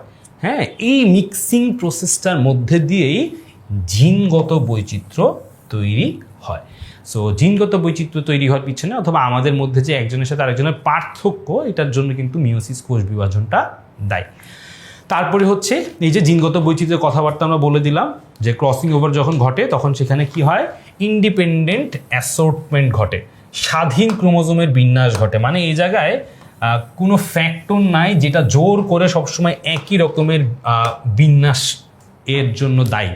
বিন্যাসটা স্বাধীনভাবে হয়, এই জায়গায় কোনো এক্সটার্নাল প্রেশার ফ্যাক্টর কিছুই থাকবে না। সো যেই সুবিধাটা হয়, স্বাধীন বিন্যাসের কারণে বিভিন্ন রকমের আদান প্রদানের মধ্য দিয়ে এই যে বৈশিষ্ট্যগুলোর পরিবর্তন হয়ে জেনেটিক যেই তোমার ভ্যারিয়েশনটা বা জিনগত বৈচিত্র্য সেটা তৈরি হচ্ছে। আর এটার কথা তো আমরা বললাম যে গ্যামেট বা জননকোষ তৈরি। সো এই হচ্ছে মোটামুটি আমাদের একটা বেসিক মিওসিসের গুরুত্বের কনসেপ্ট। তারপরে মোস্ট ইম্পর্টেন্ট পার্ট যেটা, সেটা হচ্ছে ক্রোমোজোম সংখ্যাটাকে ধ্রুব রাখা। মানে হচ্ছে আমরা যে একটু আগে ডায়াগ্রামটাকে দেখাইছি যে তোমার পিতার ছিল 2n, মাতার ছিল 2n, তারপরে এটা n হইল, তারপরে এটা n হইল, এবং এই দুইটা মিলে আসলে পরবর্তীতে সন্তানের মধ্যেও 2nটাকে বজায় রাখছে। এই যে সন্তানের এবং পিতামাতার ক্রোমোজোম সংখ্যা যে সেম বা ধ্রুব আছে, এইটা মেইন একটা কারণ কিন্তু হচ্ছে আমাদের এই মিওসিস কোষ বিভাজনটা। প্রাকৃতিক নির্বাচন মানে হচ্ছে আমরা তোমার ন্যাচারাল সিলেকশনের যে কনসেপ্টটা পড়ছিলাম বিবর্তনবাদে, এভলিউশন থিওরিতে, সেটারও কিন্তু একটা যদি বেসিক প্রসেসটার কথা আমরা বলি, এটা হচ্ছে এইটা, মানে হচ্ছে মিওসিস কোষ বিভাজন। কারণ পরিবেশের সাথে খাপ খাওয়ানোর জন্য বা আমার পরিবেশের যে বিভিন্ন বিরূপ প্রতিক্রিয়াকে আমার কাটায় ওঠার জন্যে, সেটার জন্য আমার যেই অ্যাডাপ্টেশন এর প্রসেসটা, সেটাও কিন্তু মিওসিস কোষ বিভাজনের মাধ্যমে অ্যাকচুয়ালি আসে। যদি তারা অ্যাডাপ্টেশনের মাধ্যমে সেই জেনেটিক প্রসেসটাকে চেঞ্জ করতে না পারে, তাহলে তারা আসলে আস্তে আস্তে পরিবেশ থেকে হারায় যায়, যেটা আমরা ডাইনোসরের কথা থেকে বা যেই ইতিহাসটা পড়ছি সেখান থেকে কিছুটা হয়তো বা বুঝে গেছো তোমরা। সো বেসিক্যালি প্রাকৃতিক নির্বাচনের মতবাদের যেই পরিবেশের সাথে খাপ খাওয়ানোর বিষয়টা চলে আসে, এবং খাপ খাওয়ানো মানে কি, আসলে খাপ খাওয়ানো মানে তোমার বংশগতীয় বিভিন্ন পরিবর্তন নিয়ে আসা, সেগুলোর ক্ষেত্রে আমরা বলি হচ্ছে এখানে মিওসিসের গুরুত্ব আছে।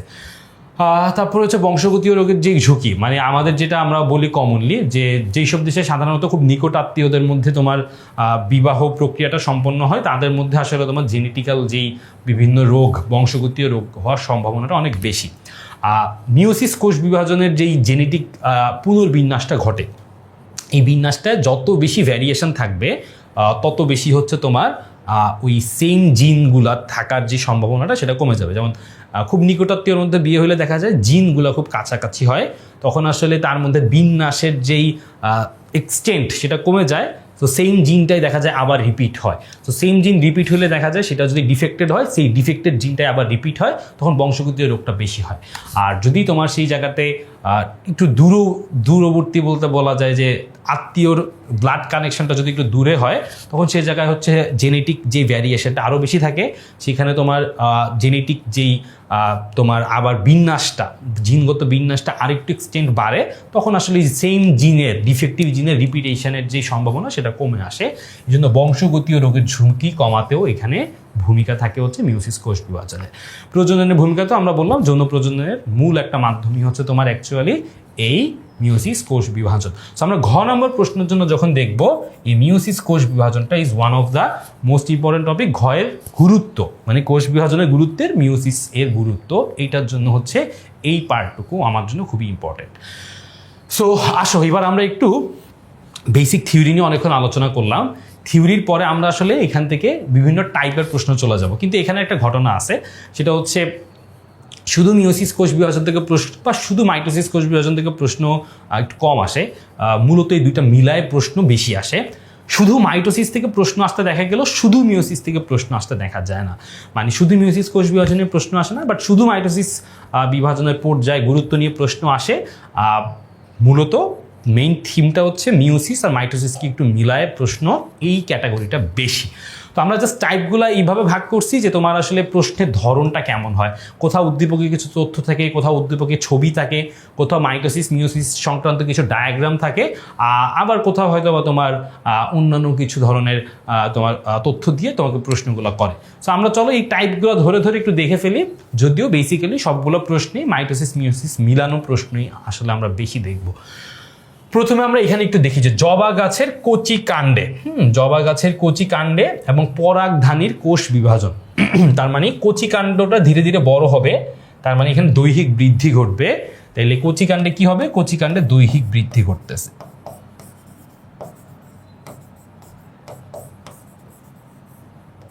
আর পরাগধানীর কোষ বিভাজন বলতে আমরা আসলে যেটা বুঝি সেটা হচ্ছে এখান থেকে জনন কোষ তৈরি হচ্ছে।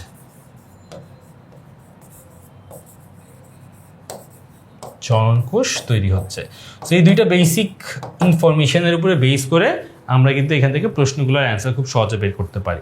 গ নম্বর প্রশ্নে আমাদেরকে বলছে উদ্দীপকের প্রথম অংশের যে কোষ বিভাজনটা সেটা তৃতীয় পর্যায়টা, ঠিক আছে, খুব ইজিলি আমাকে বলে দিছে।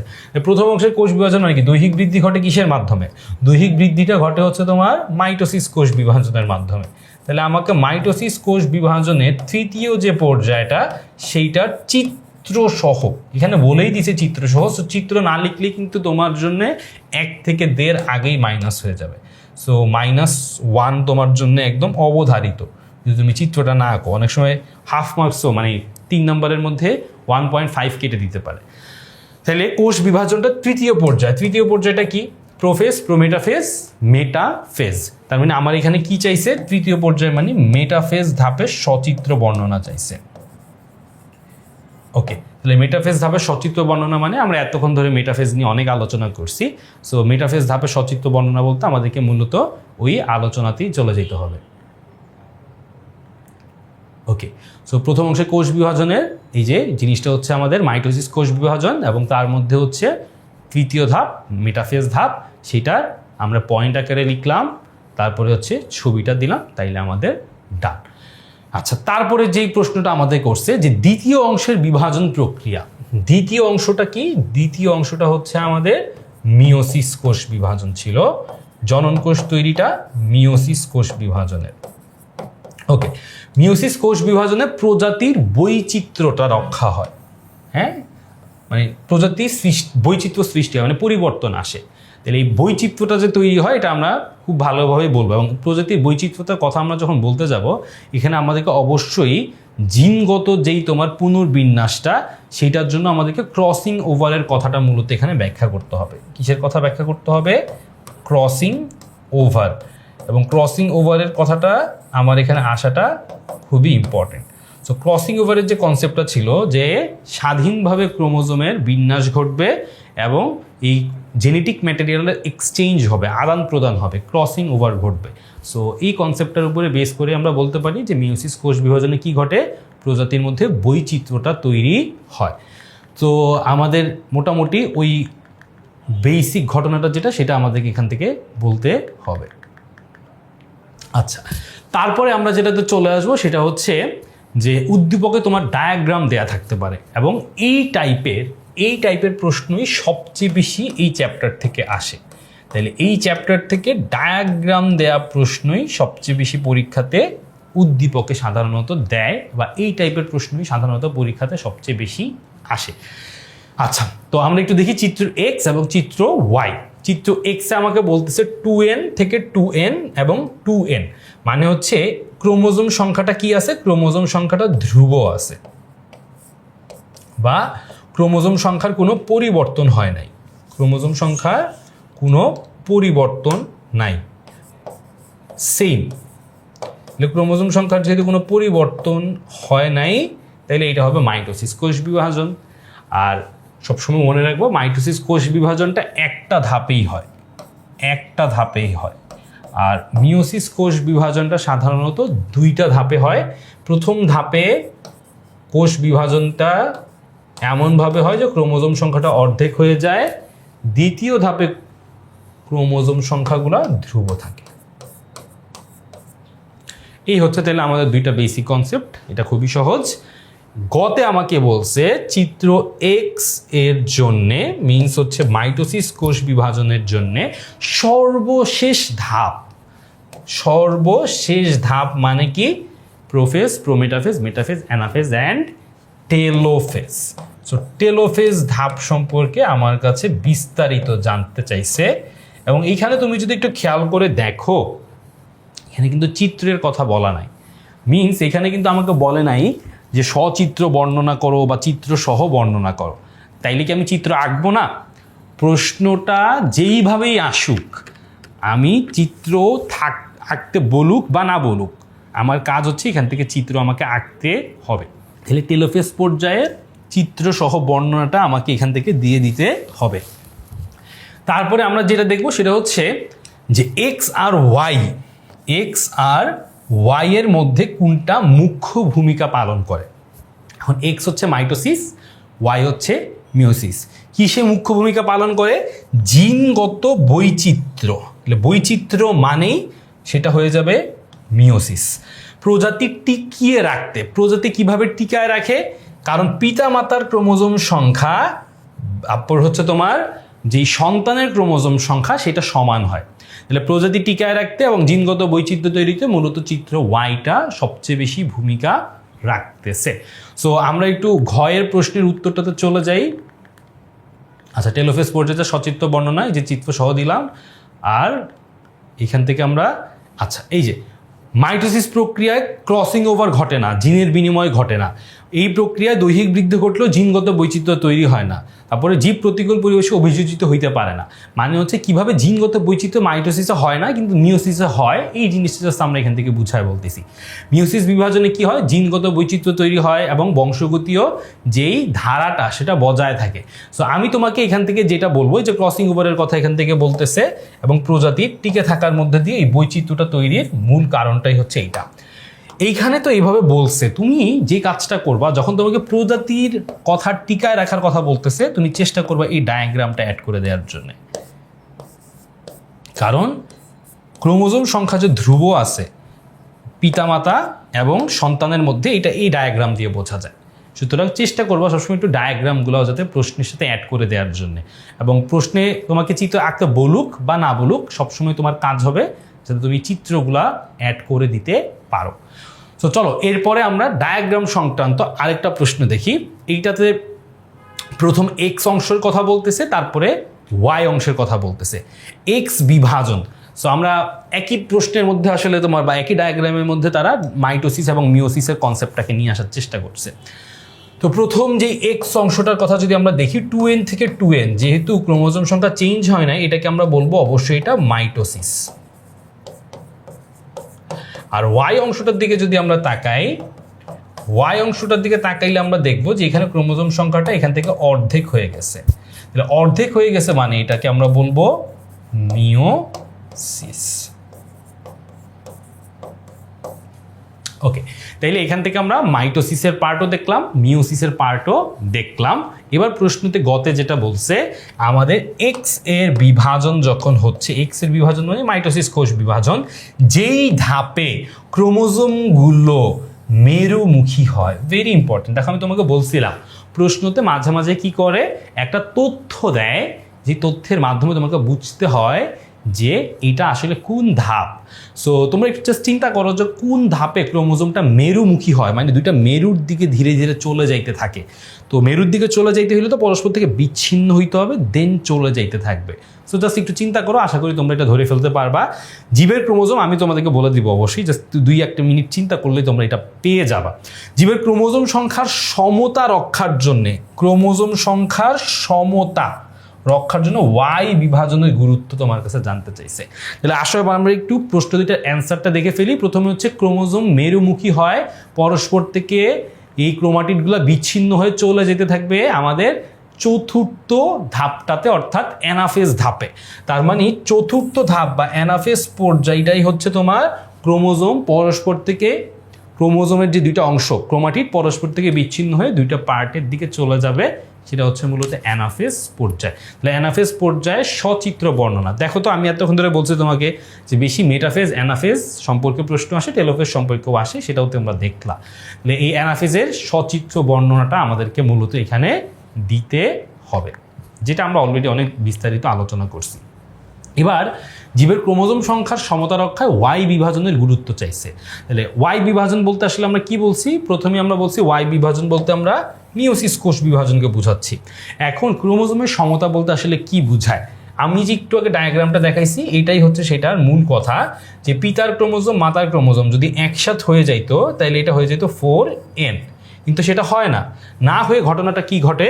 ঘটনাটা ঘটে 2n থেকে ফার্স্টে n হয়, এখানেও 2n থেকে n হয়, তারপরে গিয়ে যখন জিনিসটা একসাথ হয় তখন 2nটা এখানে বজায় থাকতেছে। তার মানে 2n থেকে 2n এইটা বজায় রাখার ওইটাই হচ্ছে মিওসিস কোষ বিভাজন প্রক্রিয়া। এই জিনিসটাই তুমি একটু ডায়াগ্রাম সহ এখান থেকে বুঝায় বলতে হবে। এবং এই জায়গাটা সবসময় একটু তোমার মিওসিসের যেই জননকোষ তৈরির প্রক্রিয়া, জিনগত বৈচিত্র্য, এগুলো নিয়ে একটু বলতে হবে। আমি প্রেফার করি সবসময় তোমার একটু সেটার মধ্যে একটু পয়েন্ট আকারে থাকুক এবং সেখানে একটু চিত্র থাকুক, এই জিনিসটা হচ্ছে এখান থেকে ইম্পর্টেন্ট। যেমন এখানে মিওসিস কীভাবে ক্রোমোজোমের সমতা রক্ষা করে সেটা ধাপ যেরকম কথায় বলা আছে, আমি বলবো তোমাকে ওইটার সাথে সাথে আগের যে একটা ডায়াগ্রাম দেখাইলাম আমি, সেই ডায়াগ্রামটাও যাতে তোমরা এখানে ড্র করে ফেলো। সো এই হচ্ছে আমাদের মোটামুটি মিওসিস কোষ বিভাজন কিভাবে ক্রোমোজোমের সমতা রক্ষা করে সেইটা নিয়ে বেসিক একটা আইডিয়া এখান থেকে আমরা পেয়ে গেলাম। এবং সাথে আমরা অবশ্যই এই ডায়াগ্রামটাও এখানে মেনশন করে দিব। সো সবসময় চেষ্টা থাকবে আমাদের ডায়াগ্রামগুলো যাতে আমাদের মিস না হয়। ডায়াগ্রামগুলো আঁকা সহজ, সময় কম লাগে, বাট এটাতে ইম্প্যাক্টটা, নাম্বারটা পাওয়াটা তোমার জন্য ইজি হয়ে যায়। আসি এরপরের সিকিউটাতে আমরা চলে যাই। এই সিকিউটাতে হচ্ছে মূলত 3টা ডায়াগ্রাম দেয়া আছে। হ্যাঁ, 3টা ডায়াগ্রাম এই কারণেই দেয়া আছে, তুমি যদি একটু তাকায় দেখো এখানে চিত্র পি এর কথা বলা হয়েছে যেটা হচ্ছে মাইটোসিস, চিত্র কিউ এর কথা বলা হয়েছে যেটা হচ্ছে অ্যাকচুয়ালি মিওসিস, চিত্র কিউটা হচ্ছে মিওসিস,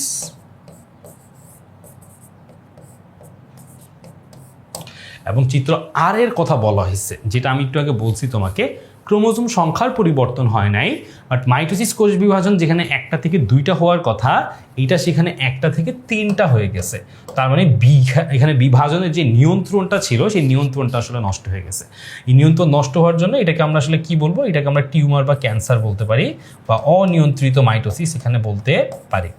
আচ্ছা, এবার আমরা দেখি বলছে গ নাম্বার প্রশ্নে চিত্র পি এর জন্য মানে মাইটোসিস বিভাজনের 4র্থ ধাপের চিহ্নিত চিত্র সহ বৈশিষ্ট্যটাকে ব্যাখ্যা করতে বলছে। তাহলে চিহ্নিত চিত্র মানে চিত্র মাস আঁকতেই হবে বলেই দিছে। 4র্থ ধাপ মানে অবশ্যই মাইটোসিসের কোন ধাপ? মাইটোসিসের অ্যানাফেজ ধাপটা। অ্যানাফেজ ধাপটা এখান থেকে তোমার চিত্র সহ ব্যাখ্যা করতে হবে। ঘতে বলছে জীবের গুণগত স্থিতিশীলতা রক্ষা, গুণগত স্থিতিশীলতা রক্ষা করতে হবে। করতে চিত্র পি কিউ আর এর মধ্যে কোনটা ভূমিকা রাখতেছে? এই অ্যান্সারটার একটা খুব বেসিক জিনিস তোমাকে আমি বলি। প্রথম কথা হচ্ছে আমরা যখন পি এর চিত্র বলবো মানে মাইটোসিসের কথা বলতেছি, আর কিউ এর কথা বললে আমরা মিওসিসের কথা বলতেছি, আর হচ্ছে তোমার আর এর কথা বললে আমরা ক্যান্সারের কথা বলতেছি।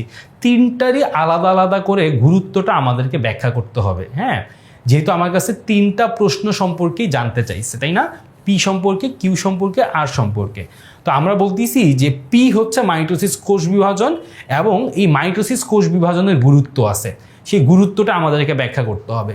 কিউ চিত্রতে কি ঘটনা ঘটে মানে মিওসিস কোষ বিভাজন, সেটাও আমাদেরকে ব্যাখ্যা করতে হবে। এবং তারপরে হচ্ছে তোমার আর এর ক্ষেত্রে কি ঘটে সেটাও আমাদেরকে এখানে একটু করে বলে নিতে হবে। বলে দেন হচ্ছে আমরা মূলত এখান থেকে এই যে কথাটা মানে কোনটার গুরুত্ব সবচেয়ে বেশি, গুণগত স্থিতিশীলতা। গুণগত স্থিতিশীলতা মানে যেখানে কোনো ধরনের পরিবর্তন হবে না। স্থিতিশীলতা মানে কি? অপরিবর্তনীয়। তাহলে অপরিবর্তনীয় কোনটা? অপরিবর্তনীয় হচ্ছে চিত্র পি বা মাইটোসিস। সো আমাদের এখানের বেসিক প্রশ্নটা হচ্ছে কোনটার ভূমিকা বেশি মিনস হচ্ছে পি, মাইটোসিসের গুরুত্বটা আমরা এখান থেকে বলবো। বাট এইখানে আমরা কিছুটা চিত্র কিউ এবং চিত্র আর সম্পর্কেও বলে নিব। মানে চিত্র কিউ বলতে চিত্র কিউটা হচ্ছে মিওসিস, এটা সম্পর্কে আগে একটু বলবো। তারপরে হচ্ছে চিত্র আর মানে হচ্ছে অনিয়ন্ত্রিত মাইটোসিস, এটা নিয়েও একটু বলবো যে মিওসিস আসলে কি করে। মিওসিস আসলে জনন কোষ তৈরি করে, আমার ক্রোমোজোম সংখ্যাটাকে একই রাখে, বংশগতির ধারা বজায় রাখে, এবং এইটা হচ্ছে মূলত জিনগত বৈচিত্র্য তৈরিতে ভূমিকা রাখে। আর অনিয়ন্ত্রিত কোষ বিভাজনটা, যদি মাইটোসিস প্রক্রিয়াটার কোনো নিয়ন্ত্রণ নষ্ট হয়ে যায় তখন এটা অনিয়ন্ত্রিত বিভাজনের মাধ্যমে ক্যান্সার বা টিউমার তৈরি করে। এবং মূলত চিত্র পি যেটা মাইটোসিস কোষ বিভাজন, এইটাই যেহেতু ক্রোমোজোম সংখ্যা অপরিবর্তিত থাকে এবং মাতৃকোষের গুণাগুণগুলাও অপরিবর্তিত থাকে, এই কারণে এটা গুণগত স্থিতিশীলতা বজায় রাখতে হেল্প করে। এবং এই গুণগত স্থিতিশীলতা বজায় রাখতে যখন তোমাকে বলবে তখন তুমি এই ডায়াগ্রামটা দিয়েও একটু ব্যাখ্যা করে বলতে পারো যে ক্রোমোজোম সংখ্যা যেহেতু অপরিবর্তিত, তার কারণে তার যে কোষীয় গুণাগুণগুলা, সেটা আকার, আকৃতি, তার বৈশিষ্ট্য, তার কাজ সব কিছুই কিন্তু অপরিবর্তিত রাখতেছে। এবং মূলত আমরা আসলে যদি প্রশ্নের বেসিক কনসেপ্টটা বলি সেটা হচ্ছে মাইটোসিস এর গুরুত্ব। তো যদিও আমরা মাইটোসিসের গুরুত্ব লিখবো, বাট এটার একটু জাস্টিফিকেশনটাও আমরা এখান থেকে বলে দিব যে কেনই মাইটোসিস, কেন কিউ বা আর এটা গুণগত স্থিতিশীলতা বজায় রাখে না। কারণ কিউটার কাজ হচ্ছে জিনগত বৈচিত্র্য তৈরি করা, ক্রোমোজোম সংখ্যা, বংশগতির ধারা বজায় রাখা। আর চিত্র আটটা হচ্ছে মূলত মাইটোসিস কোষ বিভাজন যদি অনিয়ন্ত্রিত হয়ে ক্যান্সার বা টিউমার সৃষ্টি করে সেটা, তার মানে মূলত সিমিলার ক্রোমোজোম সংখ্যা এবং গুণগত যেই বৈশিষ্ট্য সেটা বজায় রাখতেছে হচ্ছে মাইটোসিস কোষ বিভাজন। এটা হচ্ছে মূলত আমাদের এখানে 3টা স্টেপ আকারে আসতে পারে। সো এটা হচ্ছে আমি প্রেফার করি যে অ্যান্সারটা। আর মূলত অ্যাকচুয়ালি মাইটোসিসের গুরুত্বটাও এখান থেকে আমরা কিছুটা ব্যাখ্যা করে দিব। তো এইটা আশা করি তোমরা তোমাদের মতো করে একটু সাজায় নিজেদের মতো করে জিনিসটা বুঝায় লিখবা। বাট আমি তোমাকে জাস্ট স্ট্রাকচারটা বুঝাইলাম যে কীভাবে আসলে তোমার এটা অ্যান্সার করা উচিত। সো এইখানে হয়তো বা জাস্ট শুধু মাইটোসিস কোষ গুরুত্বটা এখান থেকে দেওয়া হয়েছে, বাট মাইটোসিস গুরুত্বের পাশাপাশি তোমার মিওসিসের কী কাজ আর ওই অনিয়ন্ত্রিত কোষ বিভাজনের কী কাজ সেটা অল্প করে কিন্তু এখানে আসতে পারে। তারপরে যে টাইপটা সেটা হচ্ছে তোমার উদ্দীপকে বিশেষ যে ধাপের চিত্রটা, সেই ছবিটা দেয়া থাকবে। মানে যেই ধাপ সম্পর্কে প্রশ্ন করবে তোমাকে, সেই ধাপ সংক্রান্ত চিত্রটাই তোমাকে উদ্দীপকে তুলে দিচ্ছে। যেমন আমরা যদি চিত্র এ, বি এবং সি এর কথাটা একটু দেখি। হ্যাঁ, চিত্র এটা হচ্ছে একদম প্রথম ধাপ। চিত্র বিটা হচ্ছে যেহেতু ক্রোমোজোমগুলো মাঝ বরাবর আছে, হ্যাঁ মাঝ বরাবর কোথায় থাকে আমরা বলছিলাম মেটাফেজ ধাপে। সো মেটাফেজ ধাপে এই মাঝ বরাবর, এবং চিত্র সিতে দেখো ক্রোমোজোম দুইটা দুই প্রান্তে পৌঁছায় গেছে এবং এইখানে একটা খাঁজও তৈরি হয়ে গেছে। সো এটা হচ্ছে টেলোফেজ এর কথা আমরা বলবো, রাইট। সো উদ্দীপকের কোষ বিভাজনের বি ধাপটা যেটা, সেই বি ধাপটা আমি অলরেডি বলেই দিছি, যেহেতু ক্রোমোজোমগুলো মাঝ বরাবর আছে, বি ধাপটা হচ্ছে আমাদের মেটাফেজ ধাপ। সো মেটাফেজ ধাপের সচিত্র বর্ণনাটা আমাদেরকে এখান থেকে করতে হবে। মেটাফেজ ধাপের সচিত্র বর্ণনাটা আমাদের এখান থেকে করতে হবে। ঘ নম্বর প্রশ্ন, তাহলে আমরা একটু দেখি যে কিভাবে জিনিসটা হইলো। আমরা জাস্ট এর আগে যেভাবে অ্যান্সার করছি ঠিক একইভাবে বিটা হচ্ছে অ্যাকচুয়ালি মেটাফেজ ধাপ। সেই মেটাফেজ ধাপের পয়েন্ট আকারে চিত্রসহ বর্ণনাটা আমাদেরকে এখান থেকে করতে হবে। পয়েন্ট আকারে চিত্রসহ বর্ণনাটা করতে হবে ঠিক আগের মতোই। ওকে, তারপরে আমরা যেটাতে চলে যাচ্ছি সেটা হচ্ছে ক্রোমোজোমের বিভিন্ন পরিবর্তন হচ্ছে, রাইট। এ ধাপ থেকে সি ধাপ পর্যন্ত। তাহলে এ ধাপটা কি? এই ধাপটা হচ্ছে আমাদের প্রোফেজ ধাপ, সেখান থেকে আমি টেলোফেজ পর্যন্ত যাব। সেখানে বিশেষ ভূমিকা রাখতেছে এই হচ্ছে এ ধাপ থেকে সি ধাপ। তাহলে ক্রোমোজোমের যে পরিবর্তনগুলা, যার মধ্যে দিয়ে ক্রোমোজোমের বিভাজনগুলো হচ্ছে, সেই বিভাজনের বা ক্যারিওকাইনেসিস, নিউক্লিয়াসের বিভাজনের ভূমিকা রাখতেছে। সেখানে এ থেকে সি ধাপ পর্যন্ত যে বিশেষ ভূমিকা রাখতেছে। তাহলে এ থেকে সি সৃষ্টি, তাহলে এটা হচ্ছে কি আমরা দেখি, এটা হচ্ছে মূলত এখান থেকে আমাদের প্রথম যেই ধাপটা, প্রথম ধাপটাকে কি বলি আমরা? প্রোফেজ ধাপ। এবং সিটা হচ্ছে শেষ ধাপ, সেটা হচ্ছে টেলোফেজ ধাপ। তার মানে আমি প্রোফেজ থেকে টেলোফেজে যেই পরিবর্তনগুলো দেখি, এবং বিপরীত ধর্মী যেই একদম প্রোফেজ আর টেলোফেজ কিন্তু একজন আরেকজনের বিপরীত। প্রোফেজে যেই ঘটনাগুলো ঘটে ঠিক তার উল্টা ঘটনাগুলো ঘটতে থাকে টেলোফেজের মধ্যে। তো আমাদের কাছে এটাই জানতে চাইছে যে ক্রোমোজোমের যে বিভিন্ন পরিবর্তন হয় এ থেকে সিতে, সেটা আমাদের আসলে এখানে কিভাবে ভূমিকা রাখে সেটা আমাদের কাছে জানতে চাইছে। তো আমরা এই জন্য প্রথমেই প্রোফেজ ধাপের যেই বর্ণনাটা সেটা দিব। তারপরে হচ্ছে সেখান থেকে প্রোফেজ ধাপের পরে কি ঘটনা ঘটে, মেটাফেজ ধাপে কি ঘটনা ঘটে, অ্যানাফেজ ধাপে কি ঘটনা ঘটে, সেটার একটু শর্ট ব্রিফিং দিব। মানে হচ্ছে এইখান থেকে আমরা প্রত্যেকটা ধাপের খুবই মানে ইন ডেপথ বর্ণনা দিতে হবে এমন না। যেমন প্রোফেজ ধাপে মূলত পানি বিয়োজন ঘটে, মেটাফেজ ধাপে মূলত স্পিন্ডল যন্ত্র তৈরি হয়। তারপরে হচ্ছে তোমার মেটাফেজ ধাপে মূলত ক্রোমোজোমগুলো মোটা খাটো হয় এবং মাঝ বরাবর চলে আসে। অ্যানাফেজ ধাপে মূলত ক্রোমাটিডগুলা পরস্পর থেকে বিচ্ছিন্ন হয়ে মেরুমুখী যাত্রা শুরু করে। টেলোফেজ ধাপে সেই যাত্রাটা সম্পন্ন হয় এবং এর আগেই নিউক্লিয়ার মেমব্রেনের বিলুপ্তি ঘটে যায় এবং টেলোফেজ ধাপে সেগুলোর আবার ব্যাক করে পুনরাবির্ভাব ঘটে, দুই পাশে দুইটা অপত্য নিউক্লিয়াস তৈরি হয়। এই যে দেখো আমি 4-5টা কথার মধ্যে দিয়ে একটা শর্ট ব্রিফিং দিলাম, এই শর্ট ব্রিফিংটাই মূলত তোমার এই জায়গা থেকে দেয়া লাগবে। এবং দেওয়ার পরে ফাইনালি হচ্ছে তোমার টেলোফেজ সম্পর্কে কিছুটা এখান থেকে বলা লাগবে, যে প্রোফেজের ঠিক বিপরীত ঘটনাগুলো ঘটে এবং এই বিভিন্ন ঘটনার মধ্যে দিয়েই প্রোফেজ থেকে টেলোফেজে আমি পৌঁছাই, যার মধ্যে ক্রোমোজোমের বিভাজন এবং ক্যারিওকাইনেসিসের যেই ধাপটা সেটা সম্পন্ন হয়। এই হচ্ছে বেসিক কনসেপ্ট এই প্রশ্নটা। তো এইখানে কিন্তু একই সঙ্গে আমার 5টা ধাপই লাগতেছে। এই ধরনের প্রশ্নগুলো খুবই কম আসে, বাট আসে যেহেতু আমি এটা তোমাকে একটু বুঝায় দিলাম এবং আশা করি তোমরা প্রোফেজ মেটাফেজ সম্পর্কে খুব ইজি ধারণাগুলো নিয়ে নিবা। সো আমি যদি তোমাকে এক কথায় বলে দিই, প্রোফেজ ধাপে পানির বিয়োজন ঘটবে, ক্রোমাটিন জালিকাগুলো থেকে পানির বিয়োজন ঘটার কারণে সেগুলো ধীরে ধীরে মোটা হইতে থাকবে এবং সেকেন্ড স্টেপে মেটাফেজে স্পিন্ডল যন্ত্র তৈরি হবে। 3 নম্বর স্টেপটা হচ্ছে মেটাফেজ ধাপ, ক্রোমোজোম সবচেয়ে মোটা খাটো হবে এবং ক্রোমোজোমগুলো বিষুবীয় অঞ্চলে বিন্যস্ত থাকবে, মাঝ বরাবর থাকবে। 4 নম্বর যে অ্যানাফেজ ধাপটা, সেটাতে হচ্ছে ক্রোমাটিডগুলো পরস্পর থেকে বিচ্ছিন্ন হয়ে যাবে, কারণ সেন্ট্রোমিয়ারটা বিভক্ত হবে এবং তারা পরস্পর বিপরীত অভিমুখে মেরু অভিমুখে চলতে থাকবে। টেলোফেজ পর্যায়ে এসে সেই মেরু অভিমুখী চলনটা শেষ হবে, মানে দুইটা মেরুতে পৌঁছাবে এবং তার আগের স্টেপ মানে অ্যানাফেজে ওই নিউক্লিয়ার মেমব্রেনের সম্পূর্ণ বিলুপ্তি ঘটবে এবং টেলোফেজ ধাপে তার উল্টা ঘটনা, সেই নিউক্লিয়ার মেমব্রেন আসবে, পানির যোজন ঘটবে, তারপরে হচ্ছে তোমার ক্রোমাটিন জালিকাগুলো আবার তৈরি হবে এবং দুই পাশে দুইটা আলাদা করে অপত্য নিউক্লিয়াস তৈরি হবে। সো এইভাবে আমরা বেসিক কিছু ধারণার মাধ্যমে এটাকে মনে রাখতে পারি। তো এখানে মূলত প্রোফেজ থেকে টেলোফেজ পর্যন্ত ঘটনাগুলো একটা ব্রিফ চাইছে, যেটার মাধ্যমে আসলে দুইটা অপত্য নিউক্লিয়াস তৈরির ঘটনাটা একটা ধারণা এখান থেকে আমরা দিতে পারবো। চলো তাহলে এই প্রশ্নটা কিন্তু পুরাটাই মাইটোসিসের পর্যায় থেকে আসছে, মানে এই জায়গায় আসলে মিওসিসের কোনো কিন্তু তোমার কনসেপ্টই নাই, পুরাটাতেই মাইটোসিস। তো আমরা শুধু মাইটোসিস নিয়ে যে প্রশ্ন আসতে পারে এইটার একটা উদাহরণ কিন্তু এই প্রশ্নটা। তারপরে আমরা একটু পরের সিকিউটাতে চলে আসি, যেখানেও উদ্দীপকে তোমার ওই বিভিন্ন ধাপের যে চিত্রগুলা, সেই চিত্রগুলা বর্ণনা করছে। সো প্রথম যে ধাপটা, যেখানে এই ধাপের পরের ধাপে চিহ্নিত চিত্র চাইছে, তাহলে আমরা আগে একটু এই ধাপটা একটু দেখি। এই ধাপটাতে আমরা দেখতে পারতেছি যে ক্রোমোজোমগুলা মাঝ বরাবর আছে। ক্রোমোজোমগুলা মাঝ বরাবর থাকলে এই ধাপটা হবে মেটাফেজ ধাপ। এই ধাপটা হবে মেটাফেজ ধাপ। আর এই ধাপের পরের ধাপ দেখো, কিন্তু অনেকের টুইস্টটা হয়তো বা আরেকটা জিনিস একটু তোমাদেরকে বলে নেওয়া উচিত।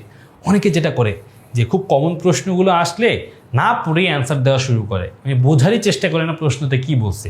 প্রশ্নটা কিন্তু খুবই সহজ, কিন্তু কেউ যদি এটাকে ঠিকভাবে না পড়ে সে কিন্তু ভুল করবে। চিত্র এ, ধাপ এ, মেটাফেজ দেখে সে কি করবে, সে মেটাফেজ লেখা শুরু করে দিবে। কিন্তু তোমার কাছে কিন্তু মেটাফেজ চায় নাই, তোমাকে বলছে ধাপ এ এর পরের ধাপ, তার মানে পরের ধাপটা কিন্তু অ্যানাফেজ। এইটুক অন্তত প্রশ্নটাকে ভালো করে অ্যানালাইসিস যদি না করে তুমি অ্যান্সার করা শুরু করো, তাহলে কিন্তু তোমার জন্য ঝামেলা আছে। তো আমাদের চিত্র দিল, একটা ছোট্ট টুইস্ট দিল, যেটা আমি ধরতে পারাটা আমার কাছে মনে হয় ভেরি ইজি, বাট ঠিক মতো প্রশ্ন না পড়ে অ্যান্সার করে ফেলার কারণে অনেক সময় এটা ভুল করে যাইতে পারে। অ্যানাফেজের সচিত্র বর্ণনা চাইছে, যেটা আমরা অলরেডি অনেকবার দেখে ফেলছি। উদ্দীপকের বি ধাপটিতে কোষ বিভাজন যদি সঠিকভাবে না ঘটলে জীবে কি ধরনের সমস্যা হইতে পারে, মানে বি ধাপটা কি? দুই পাশে দেখো দুইটা অপত্য নিউক্লিয়াস তৈরি হয়ে গেছে, তাহলে দুই পাশে দুইটা অপত্য নিউক্লিয়াস তৈরি হইলে সেটাকে আমরা কি বলি? সেটাকে আমরা বলি হচ্ছে টেলোফেজ। এই টেলোফেজ ধাপে যদি সঠিকভাবে না হয়, তাইলে জীবে কি ধরনের প্রবলেম হইতে পারে সেটা আমাদের কাছে জানতে চাইছে। তো চলো আমরা এই প্রশ্নটা কিভাবে অ্যান্সার করতে পারি বা কি কি তথ্য আমরা দিতে পারি সেটা আমরা একটু দেখি। প্রথম কথা হচ্ছে টেলোফেজ ধাপ নিয়ে যেহেতু আমাকে বলছে, টেলোফেজ ধাপটা সম্পর্কে আগে কি কি ঘটে আমাকে বলতে হবে। টেলোফেজ ধাপে তোমার পানির যোজন ঘটে, ক্রোমাটিন জালিকা বা নিউক্লিয়ার রেটিকুলাম তৈরি হয়, নিউক্লিওলাস নিউক্লিয়ার মেমব্রেনের পুনরাবির্ভাব ঘটে, আর হচ্ছে তোমার কোষ প্লেট তৈরি হয়। কোষ প্লেট তৈরি হওয়ার মাধ্যমে কোষটার আসলে বিভাজন, মানে হচ্ছে তোমার দুই পাশে দুইটা অপত্য নিউক্লিয়াস তৈরির পরে দুইটা পাশের বিভাজনটাও মোটামুটি এখান থেকেই শুরু হয়, বা সাইটোকাইনেসিসে গিয়ে পুরো বিভাজনটা হবে, বাট বিভাজনের শুরুটা অ্যাকচুয়ালি তোমার এখানে কোষ প্লেট তৈরির মাধ্যমে হয়। তাহলে এখান থেকে আমরা যেটা বলতেছি যে টেলোফেজ পর্যায়ে যে যে ঘটনাগুলো ঘটে সেগুলো আমরা এখান থেকে লিখবো। আমরা এইভাবে ব্যাখ্যা করে লেখা থেকে বেটার হচ্ছে আমরা পয়েন্ট আকারে লিখব, এবং পয়েন্ট আকারে লেখার পরে সবগুলা কথা যখন আমাদের লেখা শেষ, টেলোফেজের কি কি ঘটনা ঘটে সেটা যখন লেখা শেষ, এখন আমি বলবো যে টেলোফেজ যদি না হয় তখন আসলে আমার কি কি ঘটবে। টেলোফেজ যদি না ঘটে তাইলে এখান থেকে আসলে অপত্য নিউক্লিয়াস তৈরি হবে না। অপত্য নিউক্লিয়াস যদি তৈরি না হয় তাইলে আমার কোষ, দুইটা কোষের জন্য যে আমার নতুন দুইটা কোষের জন্য দুইটা নিউক্লিয়াস প্রয়োজন সেটা তৈরি হবে না। সেটা তৈরি যদি না হয় তাইলে আমি কোষের নিউক্লিয়াসই তো হচ্ছে সব কিছু নিয়ন্ত্রক, সেই নিয়ন্ত্রণটা কিন্তু ধীরে ধীরে নষ্ট হয়ে যাবে। তার মানে কোষের যে টোটাল বিভাজন প্রক্রিয়া এবং সেই বিভাজন প্রক্রিয়ার জন্য দুইটা নিউক্লিয়াসের যে প্রয়োজন সেই দুইটা নিউক্লিয়াস আমি পাচ্ছি না। তারপরে কি হইতে পারে, দুইটা নিউক্লিয়াস তৈরির পরে পরস্পর থেকে কিন্তু বিচ্ছিন্ন হওয়ার যে ঘটনাটা, মানে কোষ প্লেট তৈরি হওয়ার যে ঘটনাটা সেটাও ঘটবে না। তার মানে দুইটা নিউক্লিয়াস পরস্পর থেকে আলাদা হইতে পারবে না।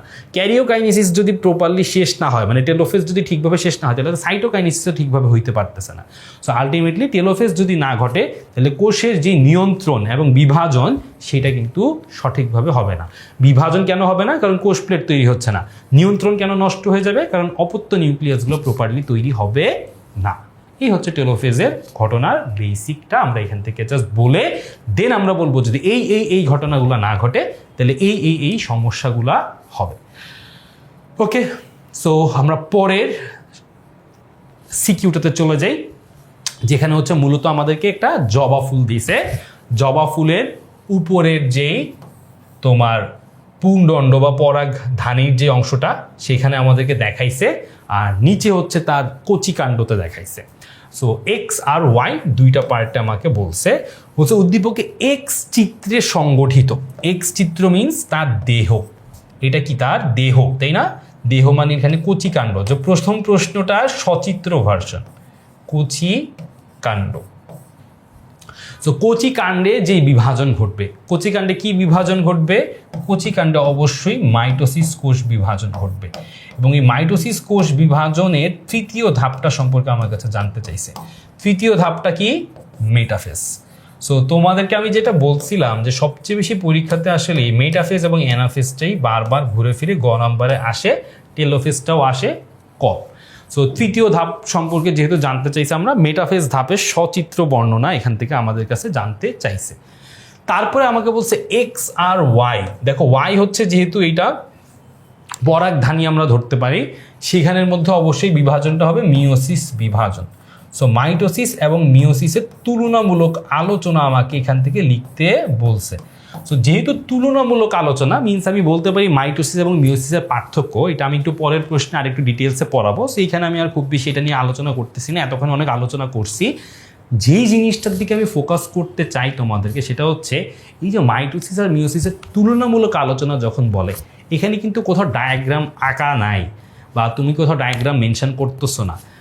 যখনই তুলনামূলক আলোচনার কথা বলবে অলওয়েজ চেষ্টা করবা এই ডায়াগ্রামগুলো এঁকে দেওয়ার জন্য। ডায়াগ্রামগুলো কেমন? খুবই সহজ, 2n থেকে 2n এবং 2n। এটা কিসের ডায়াগ্রাম?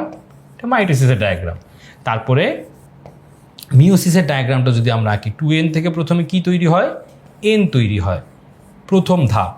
দ্বিতীয় ধাপে এইটাই আবার রিপিট হচ্ছে মাইটোসিসের মতো। তাহলে এই যে আমি দুইটা স্টেপে আঁকলাম, মানে এই দুইটা ডায়াগ্রাম আমি আঁকলাম, ডায়াগ্রাম 1 ডায়াগ্রাম 2। এই দুইটা ডায়াগ্রাম দিয়েই কিন্তু আমি এদের মধ্যে তুলনামূলক আলোচনার অর্ধেকটা দিয়ে দিতে পারি। সেই ডায়াগ্রামগুলো আঁকার চেষ্টা করাটা ভেরি মাচ ইম্পর্টেন্ট, তাতে করে তোমার জন্য এই আলোচনা করতে যেভাবে সুবিধা হবে, নাম্বারটাও তোমার জন্য আরেকটু বেটারভাবে সিকিউর তুমি করতে পারবা। সো এটা নিয়ে আর খুব বেশি আলোচনা করলাম না, এটা নিয়ে আমরা অলরেডি অনেক কথাবার্তা বলছি মেটাফেজ নিয়ে। আর এই দুইটা তুলনামূলক আলোচনা মিন্স পার্থক্যটা পড়লেই তুমি তুলনামূলক আলোচনাটা করতে পারবা। পার্থক্যটা আমরা একটু পরে আরেকটা প্রশ্ন দেখতেছি। সো আশা করি প্রশ্নের ধরনটা কেমন সেটা বুঝতে পারছো, আর উত্তরটাও মোটামুটি আমরা অলরেডি ক্লিয়ার। ওকে, এইবার আরেকটা টাইপের প্রশ্ন আমরা দেখবো যেখানে উদ্দীপকের ছক আকারে কিছু তথ্য দেওয়া থাকে। এখানে যে শুধুমাত্র খুব সহজে এটা বোঝা যাচ্ছে, বাট এখানে আরেকটু জটিল তথ্য দিতে পারে, যেমন অ্যানাফেজ সম্পর্কে বিশেষ কিছু তথ্য দিতে পারে, মেটাফেজ সম্পর্কে বিশেষ কিছু তথ্য দিতে পারে। সেরকম ছক আকারেও কিছু তথ্য তোমাকে দিয়ে রাখতে পারে। যেমন এখানে আমাকে বলছে উদ্দীপকের পি নাম্বার যেই তোমার পোর্শনের কথা বা এই যে রো এর কথা বলতেছে, এখানে ক্রোমোজোম সংখ্যাটা একই থাকতেছে, আর কিউ যে পোর্শনটা সেটাতে ক্রোমোজোম সংখ্যাটা অর্ধেক হয়ে যাচ্ছে। এই ইনফরমেশন থেকে আমি খুব সহজেই বুঝতে পারতেছি যেহেতু ক্রোমোজোম সংখ্যা সেম, তাহলে এটা হবে মাইটোসিস, আর এখানে যেহেতু ক্রোমোজোম সংখ্যাটা ডিফারেন্ট বা অর্ধেক হয়ে যাচ্ছে, এটা হচ্ছে মিওসিস। আচ্ছা, এবার আমাকে কি বলছে প্রশ্নে, পি বিভাজনে ক্যারিওকাইনেসিস ধাপে চিহ্নিত চিত্র আঁকো। এই প্রশ্নটা একটু রেয়ার কেসের প্রশ্ন, এরকম প্রশ্ন সাধারণত কম আসে। সো যেহেতু রেয়ার, তারপর আমি জিনিসটাকে দেখাচ্ছি যাতে তোমরা কোনো কিছু মিস করে চলে না যাও। ক্যারিওকাইনেসিস ধাপ মানে কি বাবারা? ক্যারিওকাইনেসিস ধাপ মানে তোমার ওই যে 5টা step, prophase, prometaphase, metaphase, anaphase, telophase. তোমার কাছে কিন্তু কি চায় নাই, তোমার কাছে কিন্তু কোনো ব্যাখ্যা চায় নাই, চাইছে চিহ্নিত চিত্র। সো এটা একটু যদিও অকওয়ার্ড, বাট তোমার এখান থেকে অ্যাকচুয়ালি জিনিসটা যদি তুমি দেখো, তোমাকে আসলে কি করতে হবে, এই যে 5টা স্টেপের চিত্র তোমাকে আঁকতে হবে। যদিও ছবিগুলো আঁকতে খুব বেশি সময় লাগে না, বাট অনেকের কাছে জিনিসটা একটু কষ্ট হয়ে যেতে পারে যে ভাইয়া 5টা চিত্র আঁকতে হবে। বাট এখানের যে প্রশ্নটা আসলে এটাই চাইছে তোমার কাছে, যে তোমার ক্যারিওকাইনেসিস ধাপের চিহ্নিত চিত্র আঁকো। মানে হচ্ছে তুমি ক্যারিওকাইনেসিসের যে 5টা ধাপ, prophase, prometaphase, metaphase, anaphase, telophase, এই 5টা ধাপে চিহ্নিত চিত্র আঁকবা। এটাই হচ্ছে তোমার এখানে মেইন কাজ, আর কোনো কিছুই তোমাকে এখানে ব্যাখ্যা করার প্রয়োজন নাই। আমি তোমাকে যেটা বলবো, তুমি 5টা ধাপই শিখবা, বাট আমি তোমাকে যেহেতু গুরুত্বটা বোঝানোর চেষ্টা করছি, আমি মূলত তোমাকে মেটাফেজ, অ্যানাফেজের উপরে বেশি ফোকাস করাইছি এবং টেলোফেজের উপরেও ফোকাস করাইছি। বাট আলটিমেটলি কিন্তু প্রোফেজ, প্রোমেটাফেজ থেকেও প্রশ্ন আসে, চিত্রও আসে, সেটারই জাস্ট একটা হচ্ছে ভিজুয়ালাইজেশন আমরা এখান থেকে দেখলাম। তারপরে আমাদেরকে বলছে পি ও কিউ বিভাজন দুইটা জীবের জন্য অপরিহার্য। মিনস এইখানে দুইটা বিভাজন সম্পর্কে জানতে চাইছে, মানে আমাকে এখান থেকে মাইটোসিসের গুরুত্ব যেমন বলছে, একই সঙ্গে মিওসিসের গুরুত্ব সম্পর্কেও বলছে। তার মানে আমাকে দুইটারই গুরুত্ব লিখতে হবে, মাইটোসিস এর গুরুত্বটাও লিখতে হবে, আমাকে মিওসিস এর গুরুত্বটাও এখানে লিখতে হবে, যেটা আমরা অলরেডি অনেক বিস্তারিত পড়ে ফেলছি। মাইটোসিসের গুরুত্ব, মিওসিস এর গুরুত্ব, দুইটা গুরুত্ব আমাকে এখান থেকে ব্যাখ্যা করে বলতে হবে যে দুইটাই আসলে গুরুত্বপূর্ণ। এরা দেহকোষের জন্য গুরুত্বপূর্ণ, গুণগত স্থিতিশীলতা বজায় রাখার জন্য গুরুত্বপূর্ণ, এরা জননকোষ তৈরির জন্য গুরুত্বপূর্ণ, যৌন প্রজননের জন্য গুরুত্বপূর্ণ, জিনগত বৈচিত্র্য তৈরির জন্য গুরুত্বপূর্ণ, পরিবেশে টিকে থাকার জন্য গুরুত্বপূর্ণ। এইভাবে জিনিসগুলো আমরা যেই গুরুত্বগুলো পড়ছি ওগুলাই জাস্ট ব্যাখ্যা করে তোমাকে বলতে হবে যে দুইটা বিভাজনই আমাদের জন্য অপরিহার্য। সো আই গেস মোটামুটি তোমরা এইটার যে বেসিক কনসেপ্টটা সেটা বুঝতে পারছো, আর গুরুত্বগুলো তো অলরেডি আমরা অনেক ডিটেলসে দেখে ফেলছি বেসিকটা। আমরা তারপরের সিকিউটা একটু দেখে ফেলি। ওকে, ফাইনালি যে সিকিউটা, এটাকে আলাদা করার একটা কারণ আছে, এইটা ডায়াগ্রাম সহই প্রশ্ন, বাট এইটাতে মূলত মাইটোসিস এবং মিওসিসের পার্থক্য জানতে চাইছে, যেটা একটু কম আসে পরীক্ষাতে, আসে না যে তা না, বাট একটু কম আসে। বাট মাইটোসিস মিওসিসের পার্থক্যটা কেন আমি একটা আলাদা টাইপ করছি, এটার ইম্পর্টেন্সটা বোঝানোর জন্য। তুমি যদি মাইটোসিস আর মিওসিসের পার্থক্যটা বুঝো, তুমি অনেকগুলো প্রশ্নের অ্যান্সার নিজেই করতে পারবা। যেমন তুমি যদি মাইটোসিস মিওসিসের পার্থক্যটা খুব ভালো করে পড়ো, তুমি এতে ধাপগুলো সম্পর্কে এমনিতেই পার্থক্যগুলো পড়ে ফেলতে পারবা, এবং এদের গুরুত্বগুলোর যে একটা তুলনা সেটা তুমি এখান থেকে পড়ে ফেলতে পারলা। আবার অনেক সময় এদের যে এই যে একটু আগে বললো যে তোমার মাইটোসিস মিওসিসের গুরুত্ব দুইটাই বলতে হবে, সো দুইটার মধ্যে কিন্তু একটু তুলনা চাইছে, সেই দুইটাই কিন্তু তুমি বলতে পারলা। আবার এর আগের প্রশ্ন দেখলা যে তোমাকে বলছে মাইটোসিস এবং মিওসিসের তুলনামূলক আলোচনা করো, এটা তুলনামূলক আলোচনাটাও কিন্তু পার্থক্য এর মাধ্যমে তুমি পড়ে ফেলতে পারতেছো। সো এই প্রশ্নটাতে মূলত ফোকাস করার কারণটা হচ্ছে মাইটোসিস মিয়োসিসের পার্থক্যটা খুব সহজে মনে রাখার পদ্ধতিটা একটু বুঝায় দেওয়া তোমাদেরকে। চিত্র 1 এবং চিত্র 2 এর মধ্যে পার্থক্য আমার কাছে চাইছে। তো চিত্র 1 হচ্ছে আমি দেখতেই পারতেছি এটা মাইটোসিস, এবং চিত্র 2 আমি দেখতেই পারতেছি এটা মিয়োসিস। সো মূলত আমার গয়ের প্রশ্নটাই হচ্ছে চিত্র 1 চিত্র 2 এর পার্থক্য, দ্যাট ইজ মাইটোসিস এবং মিয়োসিসের পার্থক্য। সো মাইটোসিস এবং মিয়োসিসের পার্থক্য সম্পর্কে আমাকে এখান থেকে একটু লিখতে হবে। সো বেসিক্যালি এটার পার্থক্যগুলো আমাকে এখানে টেবিল আকারে লিখতে হবে। অলওয়েজ পরীক্ষাতে পার্থক্য আসলে সেটাকে আমরা টেবিল আকারে প্রেজেন্ট করব। সো আমরা আগে এটা একটু শেষ করি, তারপরে আমরা ঘয়ের প্রশ্নের অ্যান্সারতে চলে যাই। এবং এটাতে আমাদের আসলে বলার অনেক কিছু আছে। আমরা যখনই মাইটোসিস মিয়োসিসের পার্থক্যটা লিখব, অলওয়েজ এটাকে এইভাবে একটু টেবিল আকারে লেখার চেষ্টা করব, যাতে করে আমাদের এইটা একটু ভালো করে মানে তুলনাটা বোঝা যায়। আবার যদি তুলনামূলক আলোচনা লিখতে বলে সেই ক্ষেত্রেও আমরা টেবিল আকারে লিখতে পারি, কোনো সমস্যা নাই। ধরো তুলনামূলক আলোচনা লিখতে বললো, তুমি চাইলে এটাকে পয়েন্ট বাই পয়েন্ট লিখতে পারো, অথবা চাইলে এটাকে টেবিল আকারেও লিখতে পারো। বাট পার্থক্য বললে অবশ্যই টেবিল আকারে লেখার চেষ্টা করবো। সো প্রথমেই দেখো, আমরা জানি যে তোমার মাইটোসিস কোষ বিভাজনটা এখান থেকে দেহকোষে ঘটে, এবং মিয়োসিস কোষ বিভাজনটা মূলত জনন কোষে ঘটে থাকে। সো প্রথম পার্থক্য হয়ে গেল। প্রথম পার্থক্যের কারণটা আমরা বললাম বিভাজনের স্থান। তারপরে আমরা বললাম অপত্য কোষের সংখ্যা। এখানে 2টা অপত্য কোষ তৈরি করে, আর এখানে 4টা অপত্য কোষ তৈরি করে। আমি যে কথাগুলো বলতেছি, এই কথাগুলো কিন্তু এই ডায়াগ্রামগুলোর সাথে খুব ভালো রিলেট করা যায়। তোমাকে যখন আমি ডায়াগ্রামগুলো বারবার আঁকতে বলি এই কারণেই, কারণ এটা তোমার মাথায় অনেক কিছু ক্লিক করতে হেল্প করবে, প্লাস টিচারকে ইজিলি বুঝতে হেল্প করবে, প্লাস তোমার অ্যান্সারটাকে আরও বেশি সমৃদ্ধ করবে।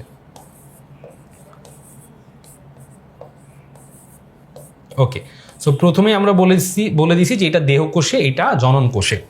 তারপরে আমরা এখান থেকে দেখি তো এখানে ফাইনালে আমি কয়টা কোষ পাচ্ছি। এখানে ফাইনালে আমি পাচ্ছি 1 2, আর এখানে 1 2 3 4। তাহলে দেখো পার্থক্য পেয়ে গেছি। 2টা কোষ তৈরি হবে অপত্য নতুন, আর এখানে 4টা কোষ তৈরি হবে। এটা একটা ধাপে ঘটবে, এটা 2টা ধাপে ঘটবে। আচ্ছা, এইখানের যে বিভাজনটায় একবার নিউক্লিয়াসের বিভাজন হয় আর একবার ক্রোমোজোমের বিভাজন হয়। এখানে নিউক্লিয়াসের বিভাজন হয় 2 বার, বাট ক্রোমোজোমের বিভাজন হয় 1 বার, যার কারণে ক্রোমোজোম সংখ্যাটা পরবর্তীতে গিয়ে আমরা দেখছি যে অর্ধেক হয়ে যায়।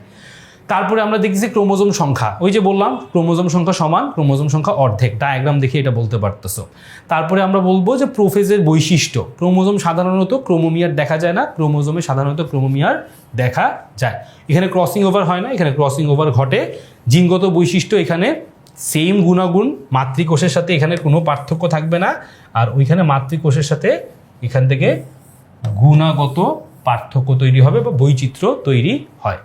এই হচ্ছে মূলত কথাবার্তা। চাইলে আরও অনেকগুলো পার্থক্য আমরা লিখতে পারি, বাট পার্থক্যগুলোকে অবশ্যই টেবিল আকারে আমাদের সুন্দর করে সাজায় লিখতে হবে। তারপর আমরা ঘরের প্রশ্নে চলে যাই। চিত্র 2 প্রজাতির মধ্যে বৈচিত্র্য সৃষ্টিতে গুরুত্বপূর্ণ। মানে চিত্র 2 এর কথা কি বলতেছি আমরা? মিয়োসিসের কথা বলতেছি।